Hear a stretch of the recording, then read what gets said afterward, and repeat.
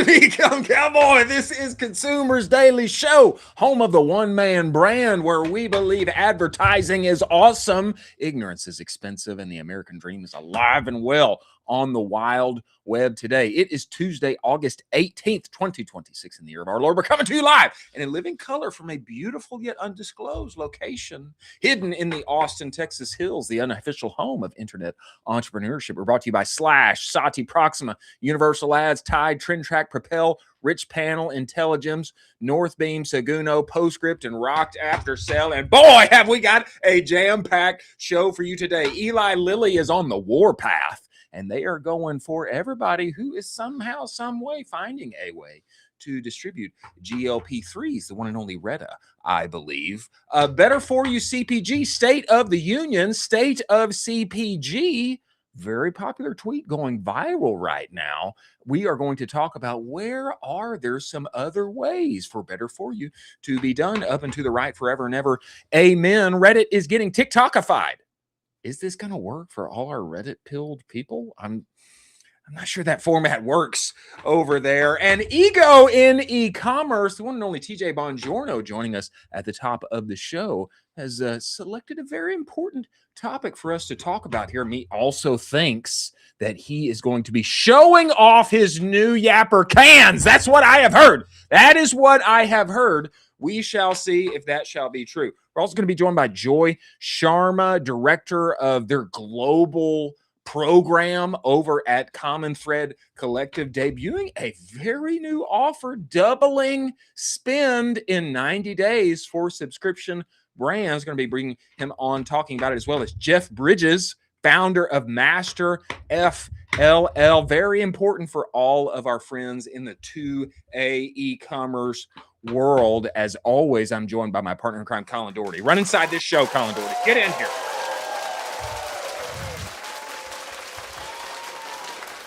Let's go. Crazy, dude. I have to say, we missed you yesterday. Let's go. You are back. You're back from your trip to Dubai. How did it go? So good. Honestly, I loved Dubai. I loved the oceans. I loved sand. And I'm excited. You're excited. Excited about the 0% taxes over there, maybe, too. It's the best. It's the best. I'm a huge fan of Dubai and all they have to offer me. Speaking of international men of mystery, we must bring the one and only founder of the Outgoing company, TJ Bongiorno. Get inside of this show, TJ. Run inside of the show. Let's go. Look at those Yapper cans. Wow. Look at those. Look at those cans. Show me those cans. Wow. Whoa. Look at that. I see money going up to the right. I would say retail ready. Retail ready. Retail ready. Hear that, everybody? Can a Paisan get a little motion? Oh, I think so. Catch a little little motion for the unk, huh? For the unk. There's gray in my beard. I need a little. Right? Get a little motion right now. Give me something. Almost makes you feel romantic, people. You know? I mean, just wow. You know, I mean, oh my goodness. Wow. I'm excited. Can we get another look at those things? I mean, this is like the world debut of the new Yapper can. I feel this is crazy. It is beautiful, beautiful. Focus, yeah. Love. And then we did a little updating to the colors. We got rid of the speckles that were on there. Okay, no specks, no speckles. And then you can't really see it, but I'll post everything. We just updated the ingredients just a little bit better. We made sure that everything was organic and non-GMO, and we added the verbiage around it. It's really clean. I'm really, really, really happy. What about the orange? Can we see the orange, TJ? New flavor. And new flavor. And sparkling orange. What's sparkling orange? Sparkling It tastes like, have you guys ever had those San Pellegrino orange sparkling orange? I was going to say, it kind of made me think of like an Italian soda a little bit. Hey. But yeah, that's kind of what the taste is like. It's very, very similar to that. TJ, are you going to make these guys like little character trading cards as well? Like, are each of these guys going to become their own named characters inside of the cereal that we talked about? Right. I don't like to do a one-to-one rip, but there is a lot of potential of what we can do with it. You know what's really funny? I don't want to take too much time, but Half Day was one of my inspirations. The original Half Day.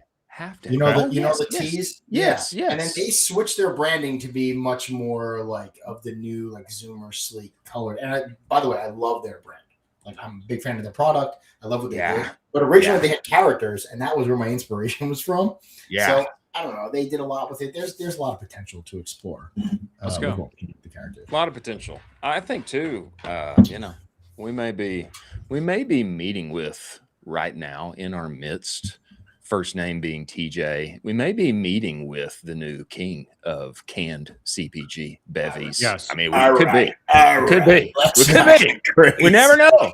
Let's You never not know. Crazy. You know, you never know. You know, and also, you know what I want to do by next Tuesday, Colin, hold me to this, producer Jack, hold me to this. I want to have like specific intro music for TJ.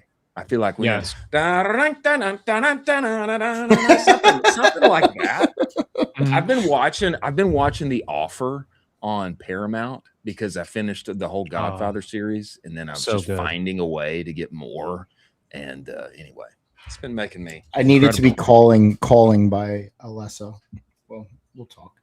We'll talk. Okay. We'll talk. Moving forward here to our top stories of the day. The current thing, gentlemen, Eli Lilly, they are on the warpath, and they are finding a way to pull down, get down, sue, etc. Whoever is having a path to somehow distribute what they consider to be very much their proprietary product that nobody else should have. This article comes to us by way of Crisia. First the vendors, now the influencers. The peptide crackdown moves on to social media. We have heard, and some have seen, Eli Lilly sued 6 peptide sellers recently.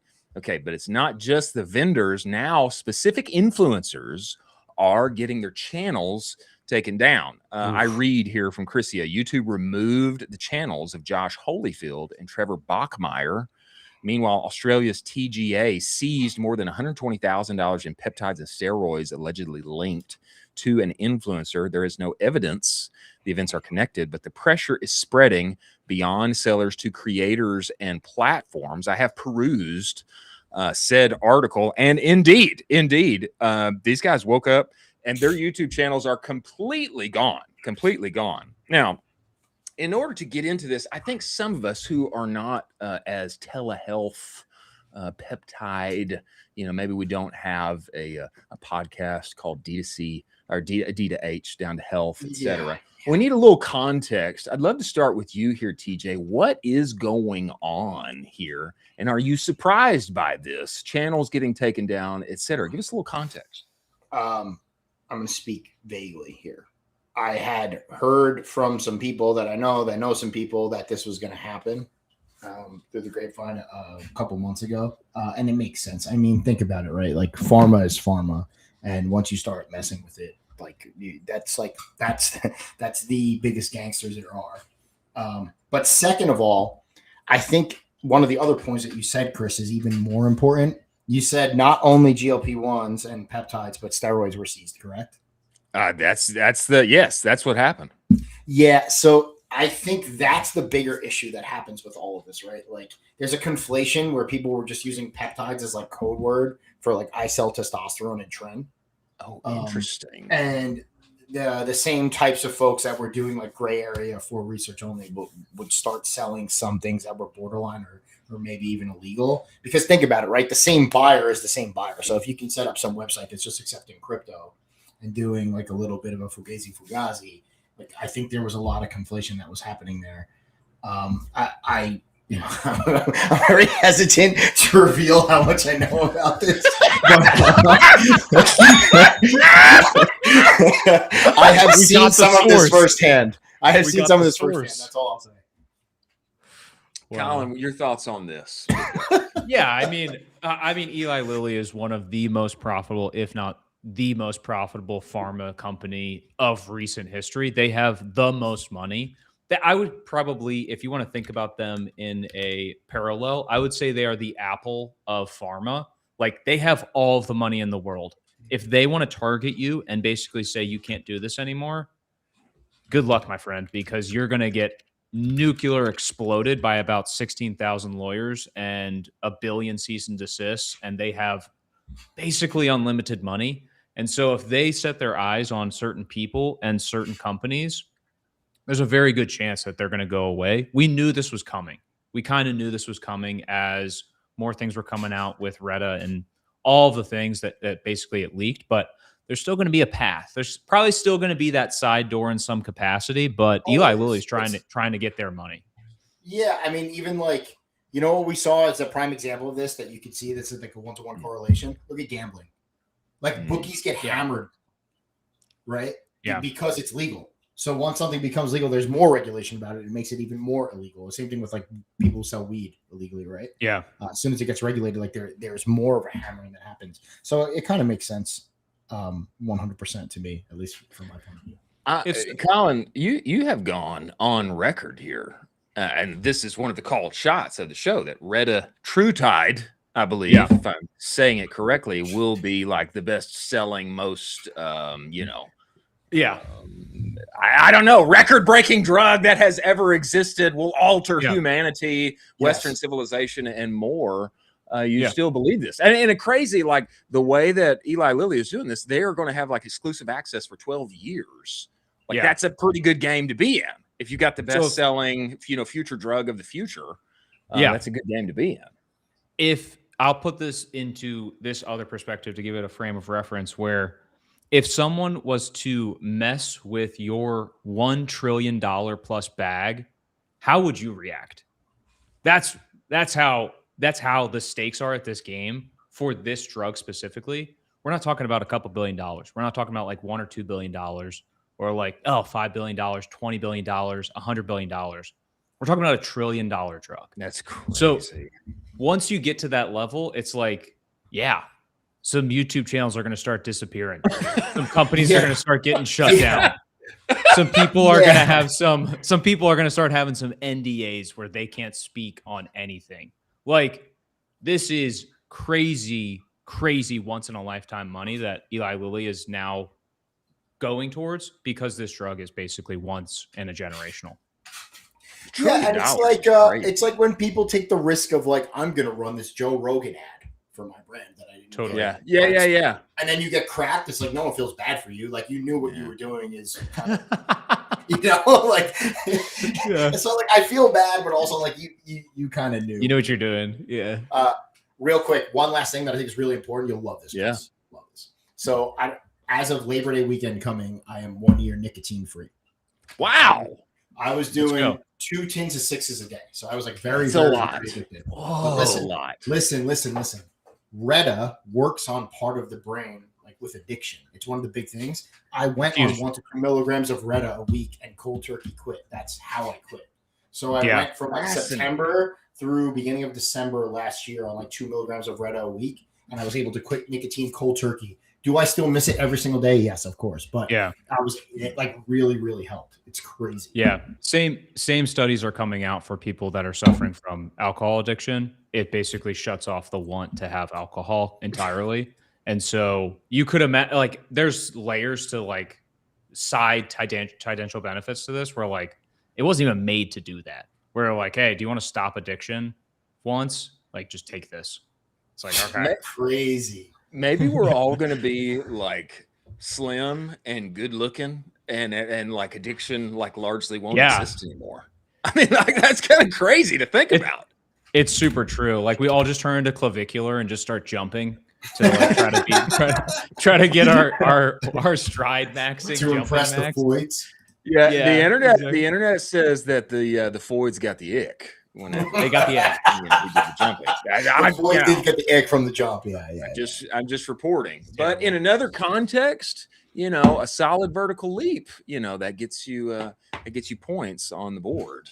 Anyway, astute breakdown here, gentlemen. Appreciate your perspective on this. Let us move forward to our top stories of the day. On our way, a word from our sponsors over at Rocked After Sale. Play it for us, producer Jack.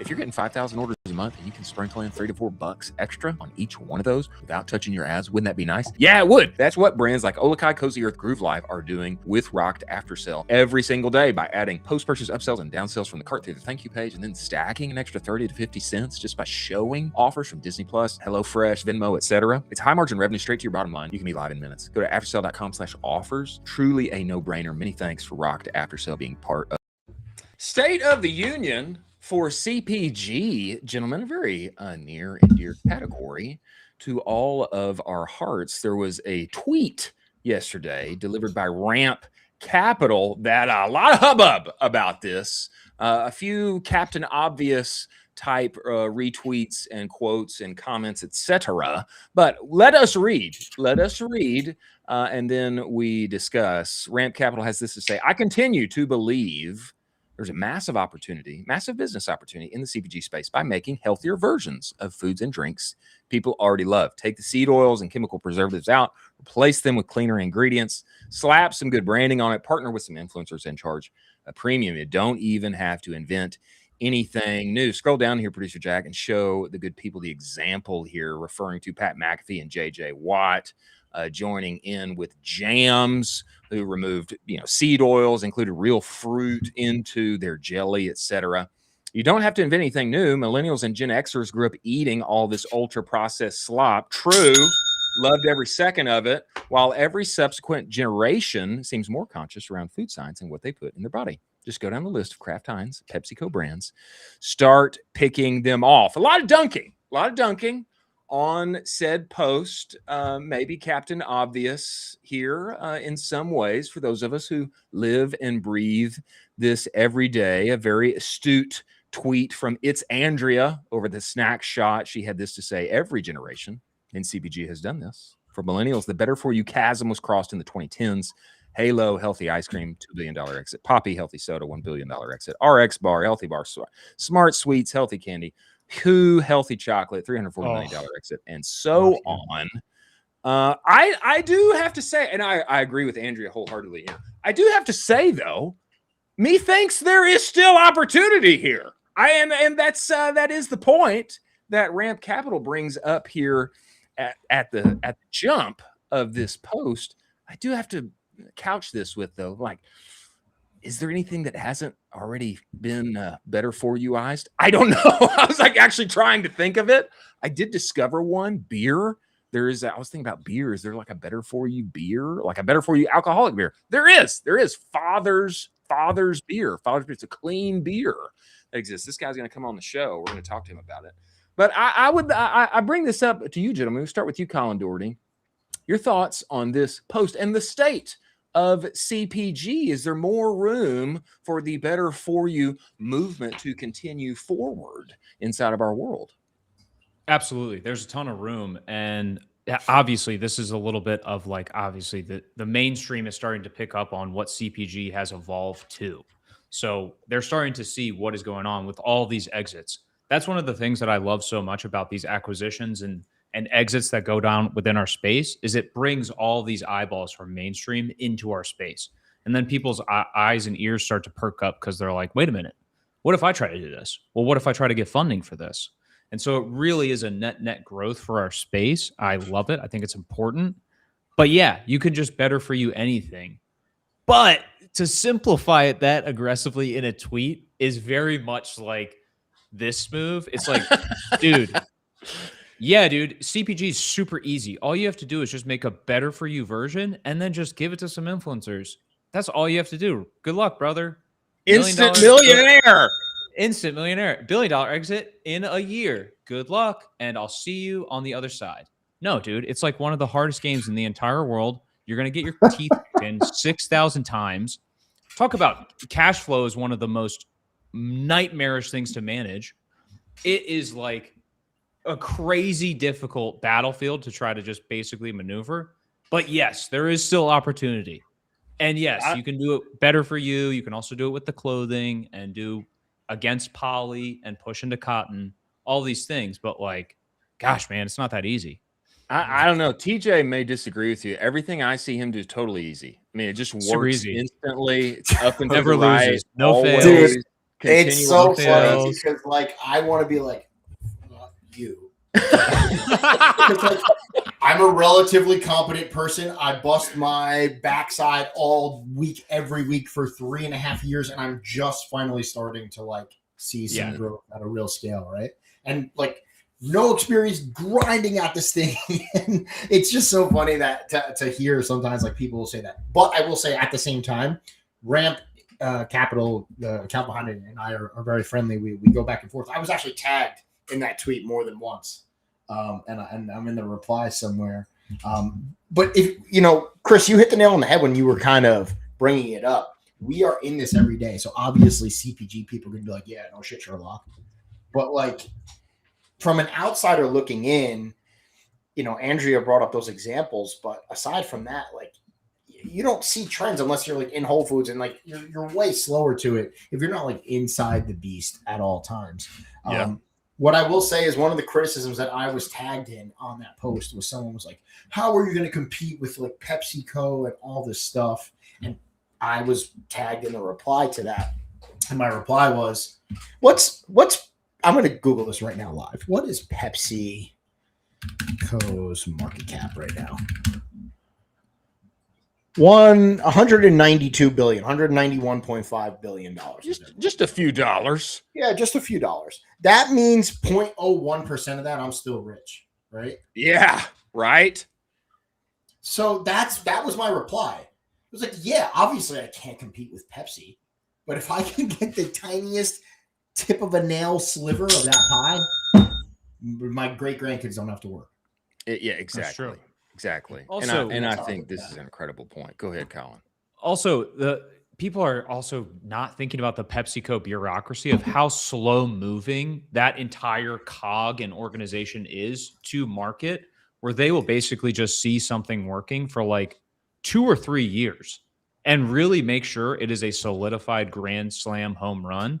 Then they might enter the market. They're not going to be like, great, this new awesome thing just entered the market. PepsiCo, like, a month later, some execs are actually going to grind out and be like, yeah, we got something now. No, they're chilling. They're going to wait. They're the massive, massive beast of a whale. And then they're going to come in with their dollars and try to make a competitor. But again, like, you get a sliver of PepsiCo's revenue, just a little speck. It's generational wealth. It's game over.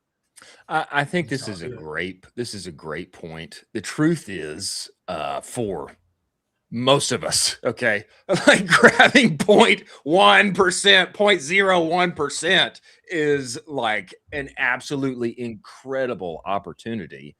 And the Pepsis of the world, the large, the big boys, they got so much going on. If you're taking that much, they might just say, oh, drop in the bucket. Like, doesn't matter that much. Like, why would we enter there and compete? It's the true, like, shining stars and moonshots inside of our space that get, that bought, that's interesting. We'll buy that. We'll enhance that. We'll bring them into our fold, etc. The vast majority of us, just to net a little piece of the game that they are playing in, it becomes generational. It becomes an incredible opportunity for our kindred and our progeny and beyond. I will say this: 2 things I see happening with our K-shaped economy. I think the better for you, change it, better ingredients, charge a little more for it. That's going to continue, and it's going to continue to win. And I hope it perseveres and pervades every corner of food, beverage, etc. I hope it continues. What we're putting on our skin, what we're taking into our bodies, etc. I do think there is another way that this transpires. Things getting more and more expensive, the national debt continuing to grow, etc. I think the other route that this goes is that people start taking in really, really simple ingredients, like eating meat and putting butter on it and growing vegetables inside of their garden. And that becoming not just a hobby, but it becoming like a way that you actually sustain yourself and your family. And maybe you don't even have to go that route, but it behooves you to because you believe in it, and et cetera. I think this is going to go another way. This better for you version will be people eating very simply, growing their own food, et cetera, part by necessity, part by conviction. And I think that's an interesting element that will come to bear here should the K-shaped economy continue to grow and things only get more expensive and frankly, salaries don't keep up. There's only so many parents that can work at the same time. You know, Exactly. I think this is going to become a reality. Sorry, Chris. The Mahafication, like it started, right? And like I know that RFK, like controversial here and there, whatever. But like regardless, the movement that kind of like started with him is like kind of going and it's like going past both sides of the fence in terms of politics and whatnot. And I think folks are going towards what you said 100%. The other thing that I want to bring up here really quickly, as insiders, right? I think the better for you may be a little bit of a Captain Obvious. And even what I'm about to say is not like groundbreaking, but I think way more likely is that the next move is going to be like the peptidification of things. And like adding them in and or if we're going to do better for you, it'll probably now start to go into over-the-counter like medication stuff. So, for example, my idea that I actually had, which, you know, just a random ADHD, is like, when's the last time Neosporin got disrupted? Yeah, true. I don't know. Probably never. But like, that's where my brain goes, right? Like GHKCU is the copper peptide and heal skin. Why couldn't it help heal my wound or something like that? There's other peptides. My point is just like, I think that's the direction that things are going to go 100%. As some, you know, as a co-host of DTH and a CPG guy. This is where I think the direction for things is going to go, personally. Whatever, dude. I'm going full counter. I'm doing worse for you, and I'm gonna scroll up some worse for you. More sugar. Everything that I make is gonna have lard in it, and it's gonna advertise lard. You want lard? I mean, lard's pretty good, though. Lard's pretty good. Yeah, exactly. Well, lard, where it's gonna be worse for you, and it's gonna be awesome. Let's go. Next on our top stories here, gentlemen, this coming to us by way of TechCrunch. Reddit is getting TikTokified. Very interesting. Very interesting. Some details here. The headline: Reddit begins testing a new audio and video experience similar to popular TikTok videos. Reddit recently said it would bring most viral stories to life through a new video Reddit experience, allowing users to listen to Reddit posts in the background while doing other tasks and activities. On Monday, Reddit will begin testing an initial version of this experience with both video and audio posts across select communities to see which type of posts resonate with its users and have the potential to scale. The company announced its plans for narrated Reddit videos during its second quarter earnings call in July. CEO Steve Huffman told analysts on the quarterly call that people were already consuming Reddit content like this on other platforms. I wonder what he's talking about here. Maybe just people narrating over and doing yapper videos over Reddit screenshots. I'm not sure. It was referring to how other social media platforms like TikTok and Meta's Reels often feature popular Reddit stories. There it is, narrated through a text-to-speech feature or read aloud by creators. Some of these videos display the words on screen as they're read or are accompanied by unrelated footage like video gameplay or cooking content, etc. There's more here, but I just have some questions about this in total. I think his point is totally true. Reddit is a vast source for people to take, comment on, do yappers on top of, etc. It doesn't feel like a native platform fit for me, though. Reddit just feels like its own world, and I know they're pushing into e-com and doing so successfully.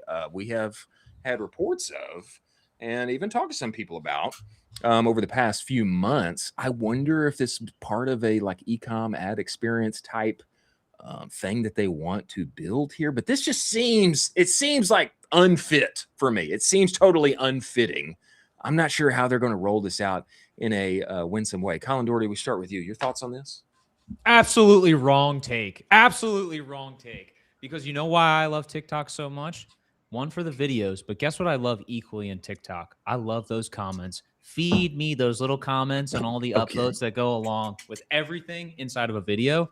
That's what they're trying to build basically inside of Reddit, is this community piece that TikTok has absolutely nailed.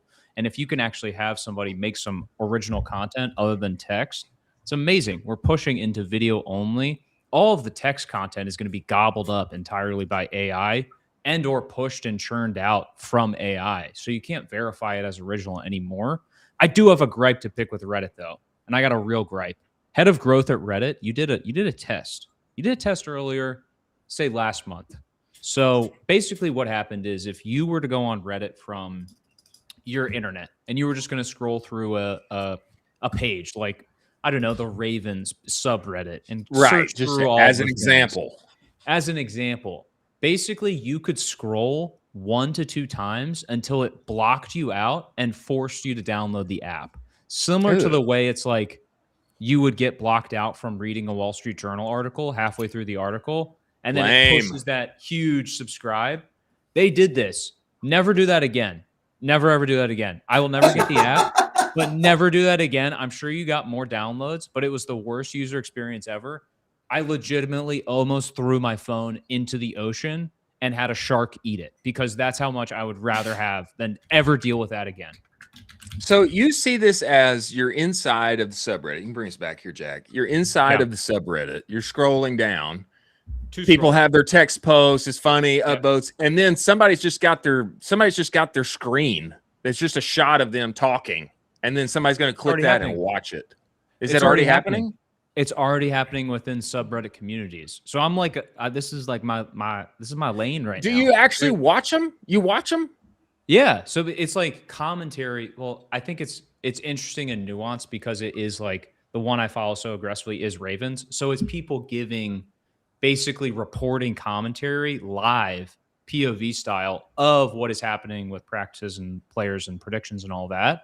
So I think there's certain subreddit channels that like lend itself to this. Okay. Probably not all of them, but I will say like the Buy for Life Reddit channel, great example of videos that could absolutely crush. Is like Buy for Life is like you buy this thing once, you buy it for life. Great. Make a short little video on that. That would crush.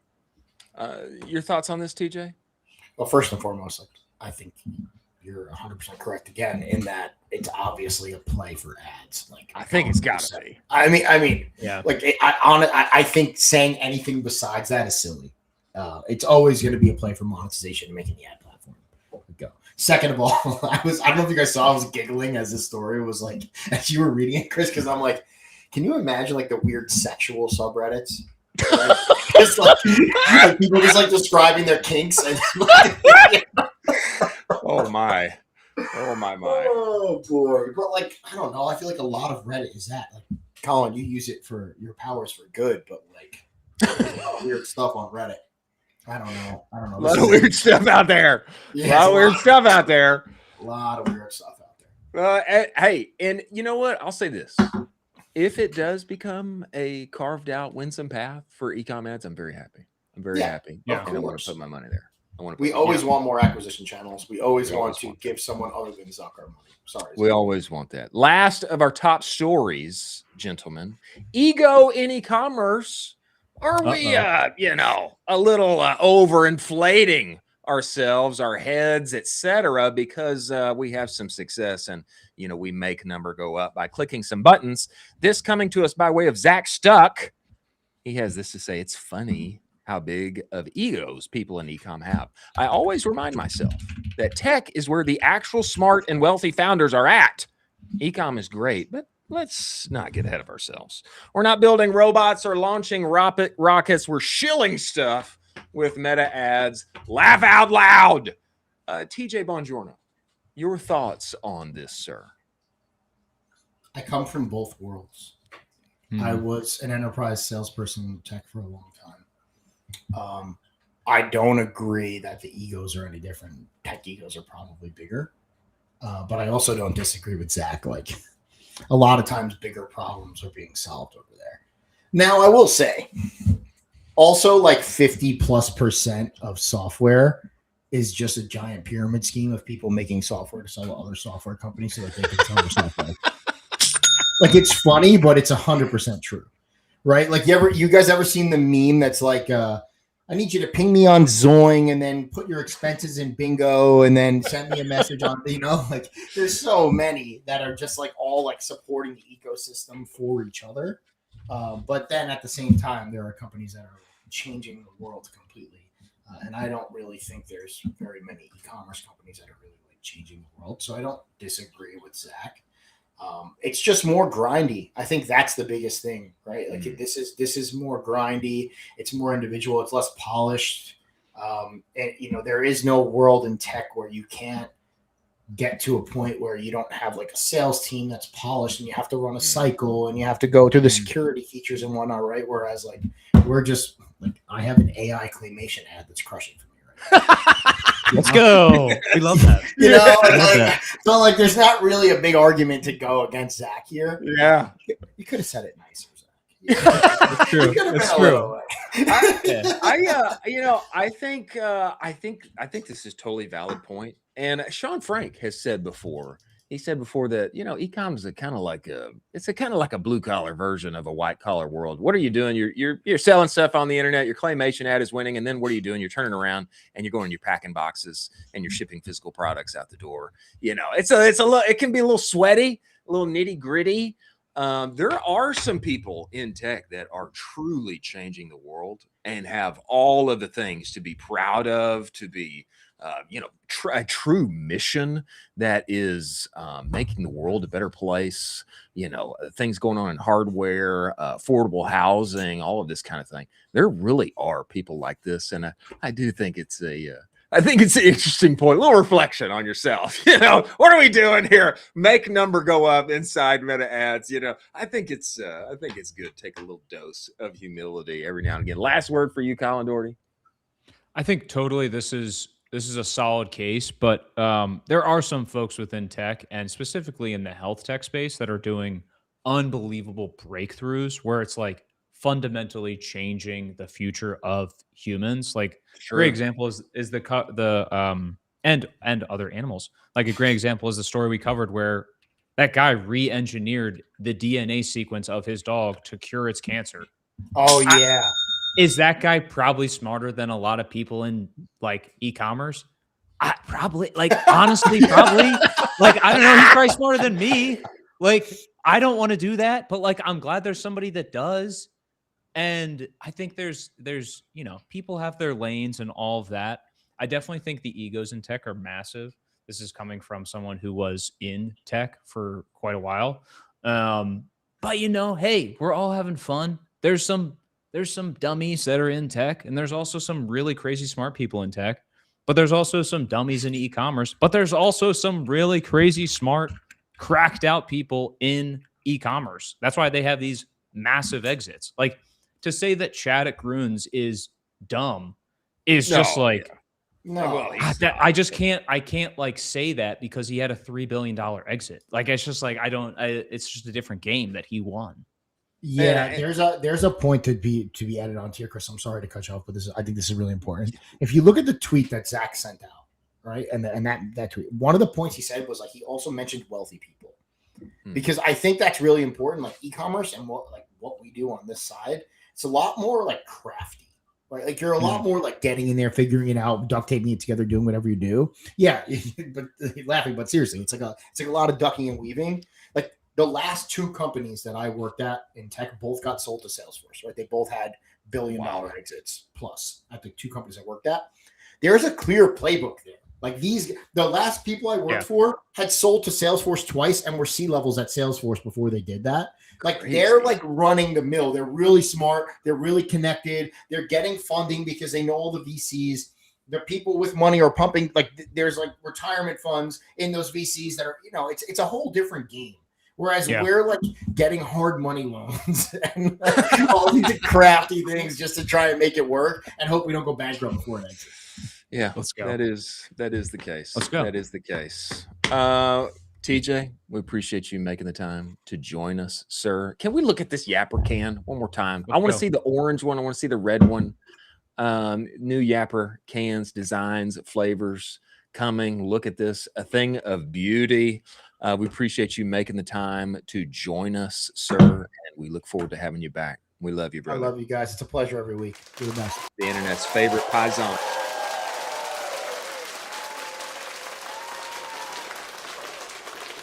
Wow.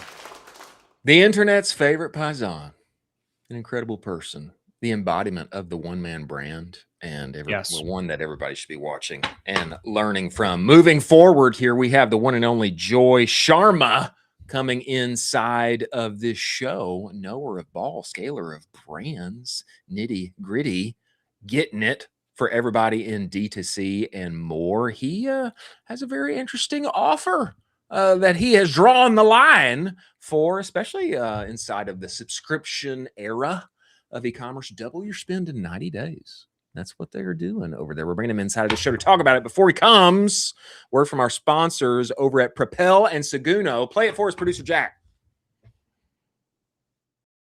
Seguno is the only marketing suite that lives entirely inside of Shopify. What's that mean, Chris? Your emails, your pop-ups, your banners, your reviews, it's all there where you already work and play every day. And it means that you don't have to seed your trust to big email. That's over-attributed data. With Seguno, your Shopify data is the email data. It's a big reason why they won the 2024 Shopify Build App of the Year. One-click automations, actual humans that can help you build for lean teams with big aspirations. Go get the advanced Shopify segmentation playbook at the URL scrolling across the screen. You get a free trial of the platform. Tell them Colin I sent you. It will extend that free trial to 30 days. Many thanks for Seguno being part of this show.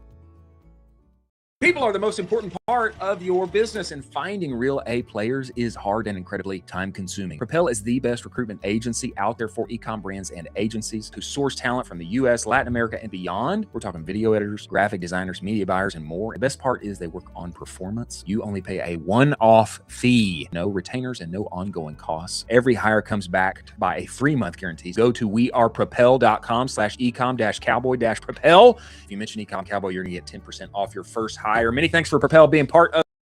The director of the CTC Global Accelerator at CTC is coming inside of the show. I'm talking about the one and only Joey Sharma. Okay. Let's go. A young man upon the interwebs who is growing brands, crushing for them. And I will say, running CTC's answer to the broken economics of serving smaller brands inside of our space. We must bring him inside of this show. Everybody, welcome the one and only Joey Sharma, director of a CTC. Get in here, Joey. Get inside of this show. Let's go. I have to say, this experience of getting on this is just so unique. It's like including 5 a.m. phone calls on Twitter. Yeah. So for those who don't know, I called Joy at 5 a.m. this morning. Oh, wow. 5 a.m. his time, to be fair. Okay. You know, we are in other places upon the earth. Now, would I have called him at 5 a.m. in the morning my time? Yes, I would have. And why would I do that? Because I wanted him on this show on this day. Joy, you guys are doing some interesting things over there at CTC. Before we get into all this, though, I need lore on you, Joy, because I remember when Taylor Holiday debuted you to everyone inside of the D2C community. I was like, who is this guy? Going to be running the Global Accelerator over at CTC. They're throwing open the doors for 7-figure brands. And we've got this bright young man who's going to be heading this whole thing up. I mean, brother, where did you come from, Joy? How did you happen upon the interwebs here for D2C and CPG and more? Give us some background on you. I think the background of this is I knew Taylor for 2-3 years, and people who know me is basically the way I know all the people in the industry is like, I just go to them. I'm like, hey, you do something great. Can I pay you? And you teach me how you do that thing greatly. And I will then go and take all the best things from everyone and just make a really nice thing. And that was basically the initial idea. Taylor was one of those people. So that happened for 2 years. And at the end of the 2 years, he was like, dude, I don't think this is good. I'm like, what do you mean? I'm paying you $2,000 an hour to teach me. He's like, yeah, but I'm still losing. Like, I don't think this is good for me. So you should come and actually do this service for us. So at least I make money by teaching you this. There we go. That's basically, he was like, and I already did that. So I used to have an agency, and I used to do affiliates and like everything you can think of in e-commerce. So basically we moved on, and he was like, just do the same thing you did there, do it here with more people, and it's going to be like more problems because it's going to be bigger. I was like, okay, this is great. This is fun. So we started that. That's how we got the Global Accelerator. I don't know who the biggest 7-figure agency is, but we're more than 100 clients now. Wow. I think this might be the biggest for just 7 figures specifically, but I don't know. Like we made it big. We made it really big. That's incredible, man. That's incredible. That was always a, I remember because I've been friends with Taylor and Aaron Warshawski for some time. That was always hey man, we'd love to work with you, but you really gotta be at this, 10 million per year and beyond. We love you, and so opening that door and finding the right person to head that up, I considered it a big moment inside of the company's history. And it sounds like Taylor found the man for it, Joy. That's incredible, man. Joy, tell me this: how old are you, brother? How old are you, man? Taylor has said to not say that. I don't think we'll get clients. They wouldn't trust us. Just turned I love 19. that. Just I turned love 19. that. Joy Joy. said, Taylor said, "Don't tell him." Joy, you got to talk to me about this, because basically, like, you described the mission as basically building the best agency offering for 7-figure brands. Where is that, where you see that specific segment of 7-figure brands where they're underserved? I just don't think you get great talent. That's it. Like, I just don't think you get great talent because you can't afford it. We also struggle with this so much, which is like the cost to acquire, like to get really good talent, I would say is like 200K, 300K. If you want people who can literally change your businesses, like that's Sure. what the cost of those people. If you're like $1 million business, you don't make that money. You just can't get access to that talent. What happens is you get bad talent. It's like the same thing as lawyers. Like, the only thing more expensive than an expensive lawyer is just having a bad one, because he's going to cost you more. It's like the same thing here, which is if you get a wrong person, they take you to the wrong ideology, like you should do this and you should not do this, and like stuff like that. It just doesn't end well. Like, a lot of businesses just die because of it. People don't understand unit economics most of the time, so they will just run the account up. There's just every possible thing you think you will go wrong, it goes wrong for a small business. So That's tough. That's tough. That is tough.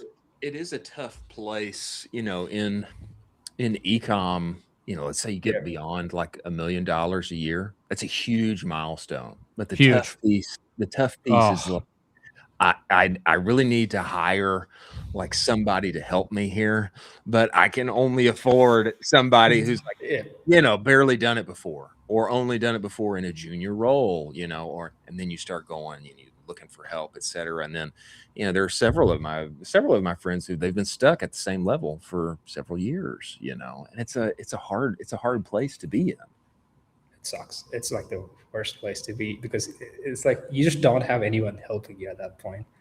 And once you do win, then you can look back. He's like, oh, if I had all the friends I have now, I would have never been there. Yeah. And that's the hard part. Another thing I realized at CTC was basically we had such a big data set that and we didn't do this at CTC for a long time. So like, if I'm the growth strategist and I actually look at all the business that made it, like this was the special thing with P7, which was like, because we had all the people who made it, you can actually just replicate their path forward, which nobody has. They still don't have it. So people are like, yeah, I can look at grunts because they were the best people in the industry. I'm like, but that's not relevant to you. It doesn't help you in any way. Yeah. So you can actually look at the exact people who went from 1 to 10 fastest, is the exact competitor to you, and then you can replicate that path forward. And then you get our expertise, and we basically build guide rails so you don't go out of cash, at least I would say. And that's it. Like, that's why it was special. Do you're talking about those 1 to 10 people. Do you have any characteristics of those folks that are ready to make that 1 to 10 jump? I think most of the people do it. I think it's about speed, which is like how fast you do it. Our average median data set, like I was trawling Northview. Northview was like average year over year for 7-figure businesses, like what, 2% year over year growth. And then I retweeted, I said like, sucks to be average. Accelerator is 32% year over year. So whoa, whoa, so whoa. That's basically, I would say most of the businesses double year over year, I would say. Between the 1 to 10 range. There are some businesses that just go from 0 to 10. And if you're asking like particular characteristics, Taylor built this like years ago. He figured it out, I think 7 years ago. He made something called duckweed analysis. He's like, duckweed has a DNA. So what's the DNA of your business? And if it's like really good, he will just scale fast. Like he figured it out. Wow. That's fascinating, Joy. It feels like course, you've had great experience before this. You've been learning from a number of folks inside the industry, especially from Taylor, so much so he's like, hey, like you can't meet with me anymore. You got to just come with me, and now you've been equipped with, everything that CTC has been building over there, the Canon and, all of the AI amplifications and the data and such. Now, 32% year-over-year growth. For 7-figure businesses, that's significant, bro. That far outpaces anything that I've seen. I mean, it still sucks. It's bad in the sense that it includes data set of people who were decreasing year over year when they came to us, because that's the major reason people come to agencies. They're like, it's not working. That's why. Like, I understand where I am. Like, people come to me when they're losing. Wow. So that's why that 30% is better. To jump off of that, I mean, you're talking with people that are losing and leaving money on the table. Where are brands in that data set leaving money on the table for them to get quick wins, for you to like jump in there and get some quick wins for them to basically stop the bleeding? I think it depends. It's almost always bad advice that we're taking over, which is people will be given advice. Oh yeah, this doesn't work. You should promote certain types of products because they are more famous or stuff like that. There's like unit economics is not done well. It also changes. Like whatever is trending in the industry, everyone just seems to just smash that on. So what we're seeing right now is like every single client has been told to go and make more ads, which Taylor, like it started, the pendulum just shifts so much every way, which is like Taylor for the longest time is like, nobody makes enough ads. And now apparently the solve to you having, I don't know, gut issues is just make more ads. I'm like, this is just not true. But people just apply that. It's like creative strategy, make more ads is the answer to everything. So most of the time it's like, I don't think that is the case. Offer market fit is something that a lot of these businesses don't have. A lot of time back-end LTVs is like great. Like that's actually a big unlock for a lot of businesses. Marketing moments is something we're starting to talk about, which shows a lot of these people don't understand. These are like the major big wins. Like apply those three to any business, you actually double the business within a year for sure in this data set. Yeah, this makes sense to me because I mean, I've worked with a number of 7-figure brands, and it's usually it's everything you can do to just keep everything going, and what you're like big marketing moments, of course, is like Black Friday and Cyber Monday, but being able to like detach a little bit and think about, is our offer right? Like, how can we iterate that? Like, how can we keep these people coming back? Is there more that we need to develop and merchandise in order to extend and expand the LTV that we have when we do acquire a customer? What moments can we create during Ecomm summer when everybody's falling flat, so that we can have a store of cash to pay for inventory that we need for Q4? Like, those are all things that a lot of times you just can hardly think about because you're doing everything you can to hold together. I mean, also like their CTC just comes with its massive connections. So like we actually help credit lines a lot. There has been never a scenario in which I've called Meta and be like, hey, we need a credit line, and we haven't gotten it. Wow. So that helps. So everyone gets credit lines for free, I would say. I just don't know what the legal around this is like, but if you're a partner to Facebook at a certain level, you actually get some amount of that cash back. So like that's actually nice. Wow. You need to sign up for it. I don't think you can advertise it or something, but I think you can talk about it that you're a great partner. These are like basic Meta things that you get, but more importantly, I think you just get access to so many, you just know what works. I think like that's the value. So like if I can just tell you, go and do this and this will work, people win. And a lot of these people are small business owners. They have mindset is just a bad word for this. But a lot of times it's like they just don't know what to do or what is possible. And like if you just give them a path, then they will take it and they will win. It's like Taylor had this funny meme. He's like, there are a lot of brands that come to us. They're like, I did this and I did this and it didn't work and this didn't work and this didn't work. So I can't win.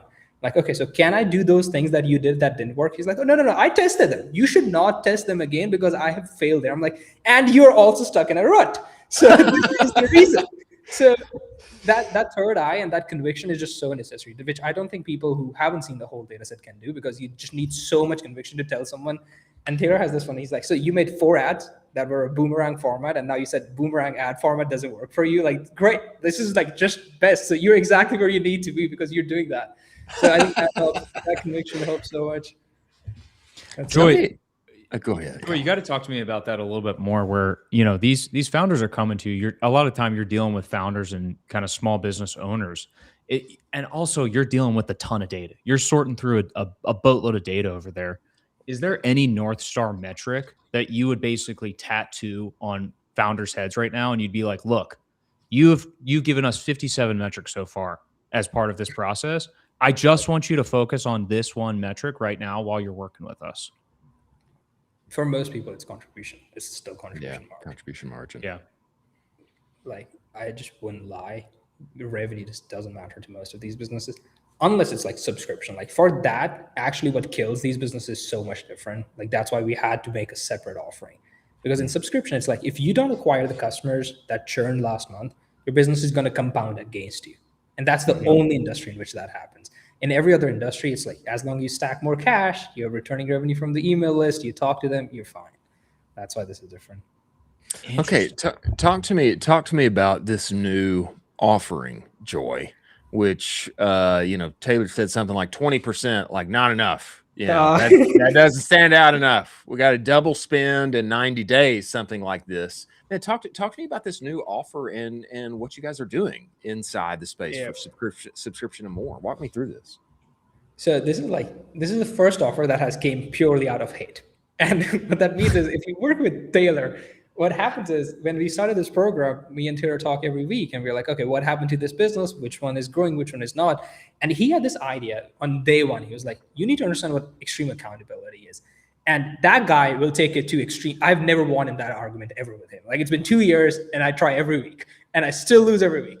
And he has this idea, which is like, it doesn't matter what happened. Like, a person in China didn't ship the product. I don't care. If you told the client that you put the number in the spreadsheet, it's your fault. I don't care if a person died, it was still your fault. And then he will to explain what his logic is. He's like, if there was an earthquake in a building and you died, you could have not went to the city. You could have changed the building. You could have taken a different taxi. You could be 10 minutes. Like, he would just come up with all the extreme scenarios which you could have done, so that wouldn't happen to you. And this gets frustrating at some point. It's like, okay, but I can't control as much as I want to. But he's like, yeah, but still your fault. Everything is fault, and you lose all the time. So it's always a competition between me and Taylor, and that's basically how this offer came up. It's like, if you're going to say everything is my fault, we're just going to make an offer where everything is actually my fault. So we basically made this. We worked like 7 months to make this out. Like, it took 7 months to develop it and make it. So we were like, what are all the reasons a business fails? So everything is like media buying. It's like, do I care about media buying? Now, I had to go and literally cheat. We are actually cheating at this point. Like, the only way I can guarantee win is cheating. So it's like, what is the offer we should make for this business? I will look at our data set. And if you think about an auction, like, if everyone is bidding, auctions are very beneficial in the sense, like, you don't know what the other person is bidding. I know, because we have stat lists. I can just ask what other people are bidding, and we can make that bid, and then we can basically make the offer. And they're like, okay, so we tell a person, hey, this is the offer. You should make a landing page for it. They can't make the landing page. We will also make the landing page. Then it's like, I can't have statics. We will also make the statics. They're like, we can't have videos. I'm like, this is going to be special. So like, everyone knows we need to whitelist videos, and we need to do that at scale. So I call up Atif at Refund, like, great guy. I was like, hey, this is the problem I have. What can we do here? And they literally made a special offer for us, which is like, again, free to everyone who joins the program. But they got all the best creators that existed on their platform because they were the biggest whitelisting partner, and they put them in a community. They're like, this group is just for you guys to have fun with. So any client who signs up, their whitelisting link just goes there, and they get thousands of creators that have worked across all brands. I'm like, okay, so creators sorted, whitelisting sorted at scale. And then the next one was media buying. And then basically I was talking, like, I don't know if you saw the podcast, but basically 7 months ago, I met the fastest growing CPG business in the world on Facebook. And I was talking to the rep of that business, and they told us, which was like, hey, you know what? You should come and be part of Meta's managed service. I'm like, I did not even know this existed. And they told it, and like, that brand went on to go and talk in different really famous podcasts and stuff like that. I think they raised a bunch of money.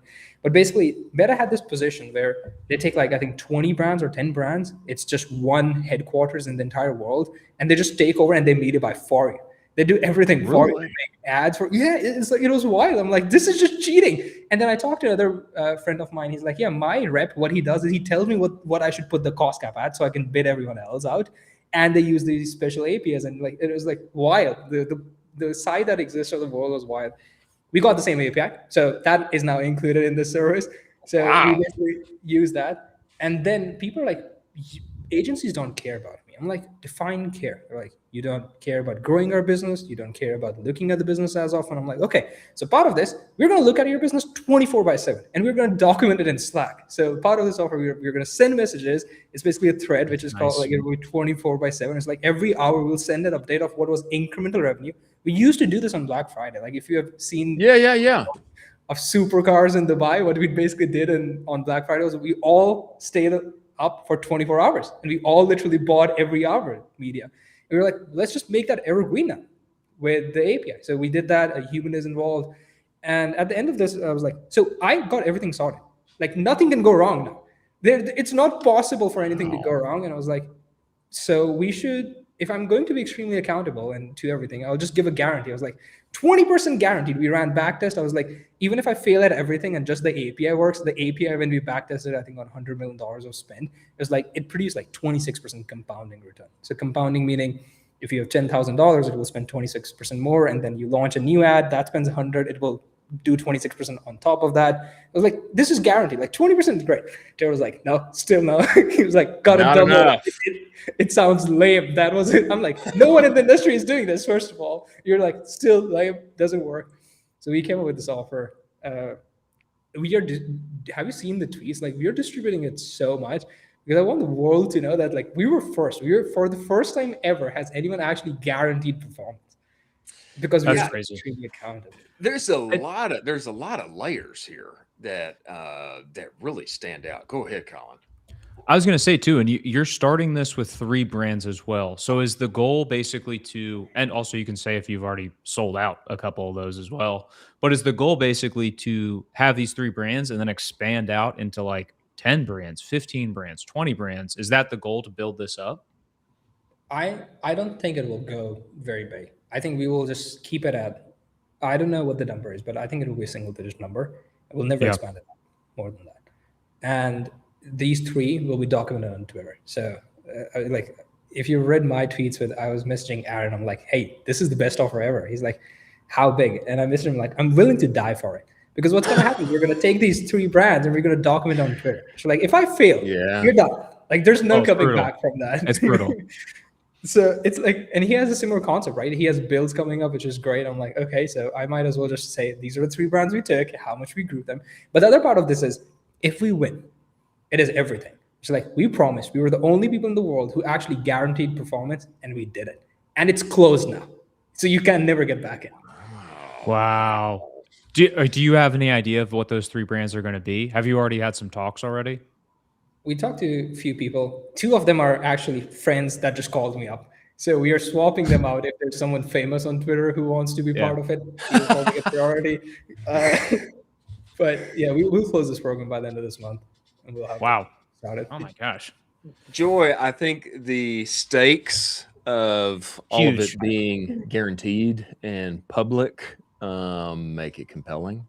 I also think like a number of things that you've like laid in here with like this special API that is, similar to Meta's managed service and 24/7 monitoring and what's happening and all of these things. And then you lay on top of that offers, ads, statics, landing pages, all of this. I mean, you wrap all that together. That's a pretty penny. I mean, that's compelling. That's compelling. That's everything you need. Like there's nothing you need. Gosh, that's pretty wild. I mean, that's pretty wild. Part of me hopes you got a good stack of people to choose from, because I mean, all this is going to be public. It's going to be public. You're going to be documenting like how things are going, right? Joy, and to be honest with you, we're going to cover it on the show, so you better not fail. Because you know what I mean? Like, we're going to cover it. If you win or fail, we're going to cover it. So I hope you win, because I want to talk good stuff about you. Yeah, I mean, I think that's going to be the case. I think let's go double spend, and I think things are going to continue to go up and to the right. So what happens, Joy, if we turn around here in 90 days? Maybe we had a failure. Is Taylor going to give you the boot? Is he kicking you out of the boat? Is there anything like that going to happen? I don't think that will happen, but for sure, I just don't think it'll happen. I just don't think we'll lose. Also, we are refunding all the money if we lose. I just don't Really? think. Whoa. Yeah. It's like the guarantee is a refund on the entire service. So if it goes Wow. wrong. Crazy offer. Oh my gosh. I know. Yeah, like, I want the world to know we why, were the first on this. I don't understand why a brand wouldn't do this, which is crazy. Like, this is a bananas offer. Also, with the data set that you guys are operating with and all the other brands within it, it's kind of like you guys are like sandbagging yourselves into like, yes, we know we can crush on this, no problem. Yep. Man, there's one. Man, there's at least two brands. They only got room for 3, dude. They only got room for 3. I know. There's at least just push more people in there. There's only there's 3. there's at least one. There's at least one that I'm thinking of right now that really should be inside this thing. Golly. Yeah. That is famous. No. I feel like Chris and I know.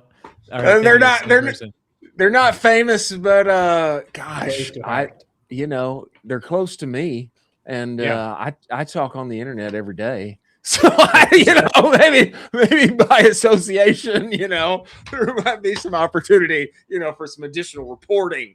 If you read them like a weather report, if you read our daily updates like a weather report, that's famous. All right. Wow. Compelling stuff, man. Joy. Compelling. Crazy. Yeah, I've never heard of an offer like this, and perhaps an offer like this may never exist again. But appreciate you for having the I don't know what huevos to say here. The huevos to make this thing happen and take the bet with extreme accountability.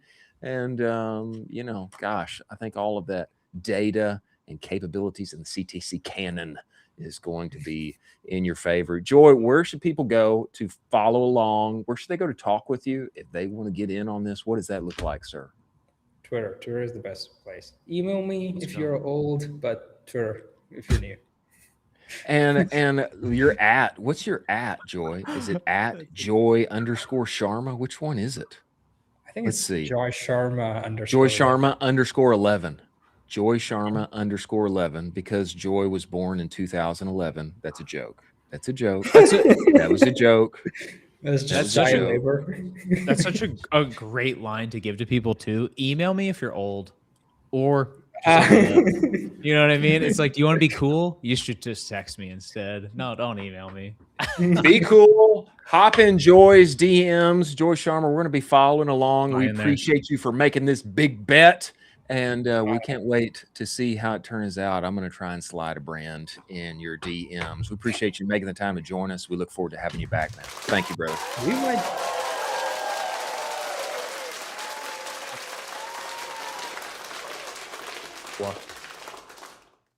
That's a big bet. That's a crazy bet. Also, the fact that it's going to be publicly displayed entirely, and it's 3, like, gosh, that's just like, it's bananas. Like, I think they're obviously gonna crush it, but that is bananas. You just like put your huevos out there on the line and say, we can do this. We promise we can, or we'll give you all of your money back. Give you your money back. 90-day sprint. They are going to have all the levers to pull, and it sounds like the odds are in their favor, but it's a big bet. It's a huge bet. And we shall be following along. Coming inside of this show next, we have the one and only Jeff Bridges, founder of Master FFL, founder and CEO over their compliance infrastructure for firearms, 2A, e-commerce. He is going to be coming to us. Before he comes, a word from our sponsors over at TIE and Postscript. Play it for us, producer Jack. There's a reason when people make a switch from whatever SMS partner they have at Postscript, they see a plus 22% increase in SMS revenue on average. Now, I didn't see that. I saw a whole lot more. We went from making very little money on SMS to being the top 1% account in their entire platform inside of a year. And the secret is, I just did what they said. And what they are saying is that you're leaving money on the table and your customers text you back. Go get the conversation report, directtoconsumer.co/the conversation report. The good news is Postscript's AI shopper can now have one-to-one conversations with your customers at scale. Many thanks for Postscript being part of the show. show. Your email provider and your tech stack probably only recognizes about a third of your returning shoppers. Everyone else, they're browsing anonymously, and your flows, they're just sit idle. Tie identifies up to 70% of your total site traffic and pushes those shoppers into the flows that you already run. Caraway, as an example, uses Tie's predict scoring to lift opens by 40%, clicks by 30%, while sending 20% fewer emails. Go book a walkthrough. Go to meettie.com/cowboy. When you do, tell them that Colin and I sent you today. Many thanks for Tie being part of the show. Coming inside of the show, the one and only Jeff Bridges. They have built a unique FFL transfer compliance layer that helps all of our friends inside of Firearms Ecomm. You could explain it kind of like automating to one FFL checkout at a time. We must bring him inside of the show. The one and only Jeff Bridges, founder of Master FFL. Get in here. Get in here, Jeff. Let's go, Get Jeff. inside the show. Good afternoon. How you doing?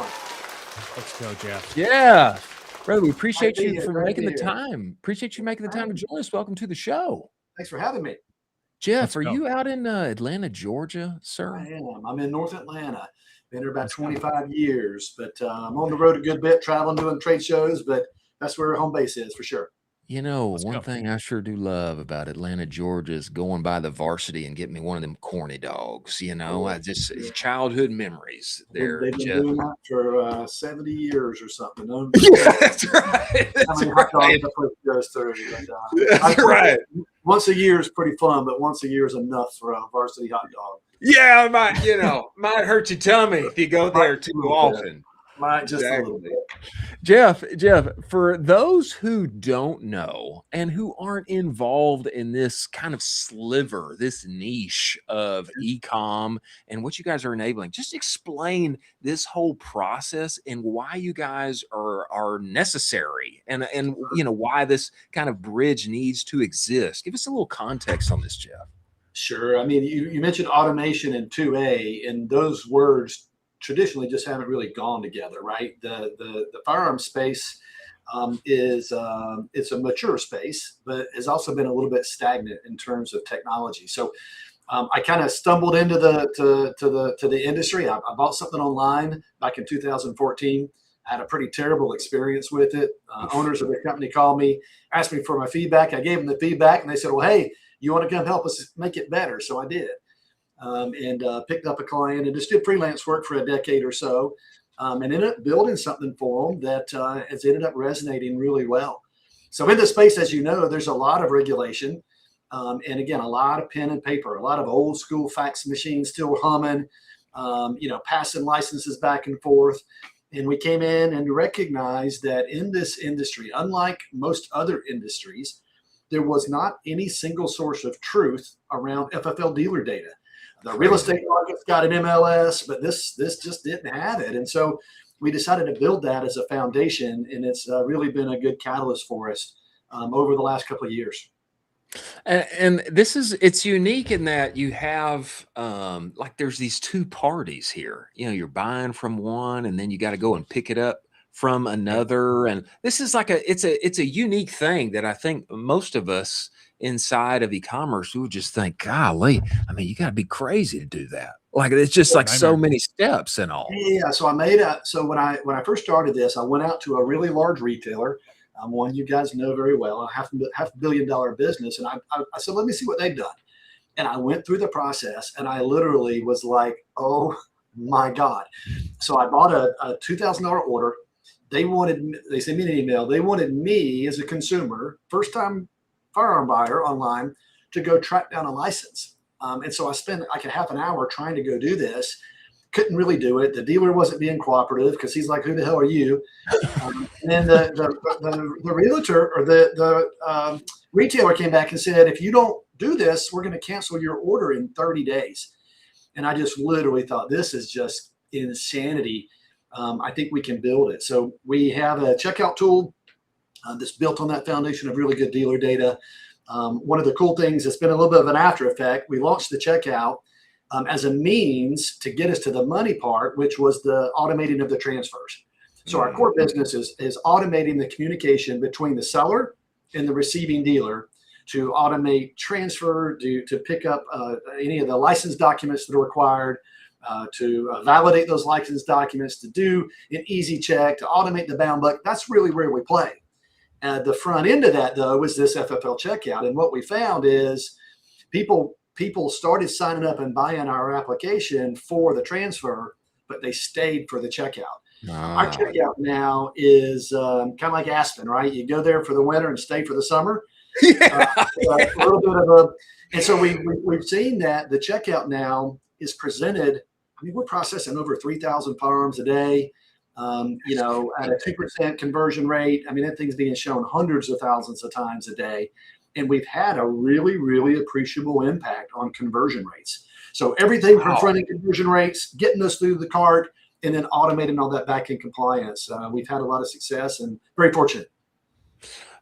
Wow. It sounds like, I mean, to me, it sounds like why wouldn't everybody in 2A use this? You know what I'm saying? I mean, it seems like a grand simplification, a grand automation. Like, let's make this as easy as possible.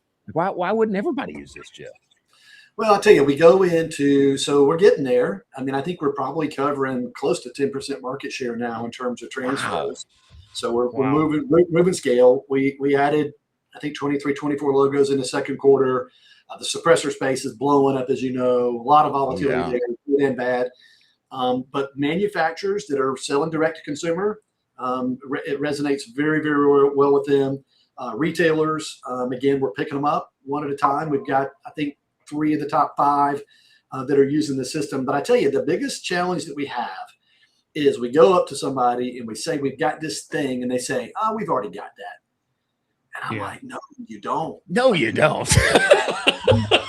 No, you don't.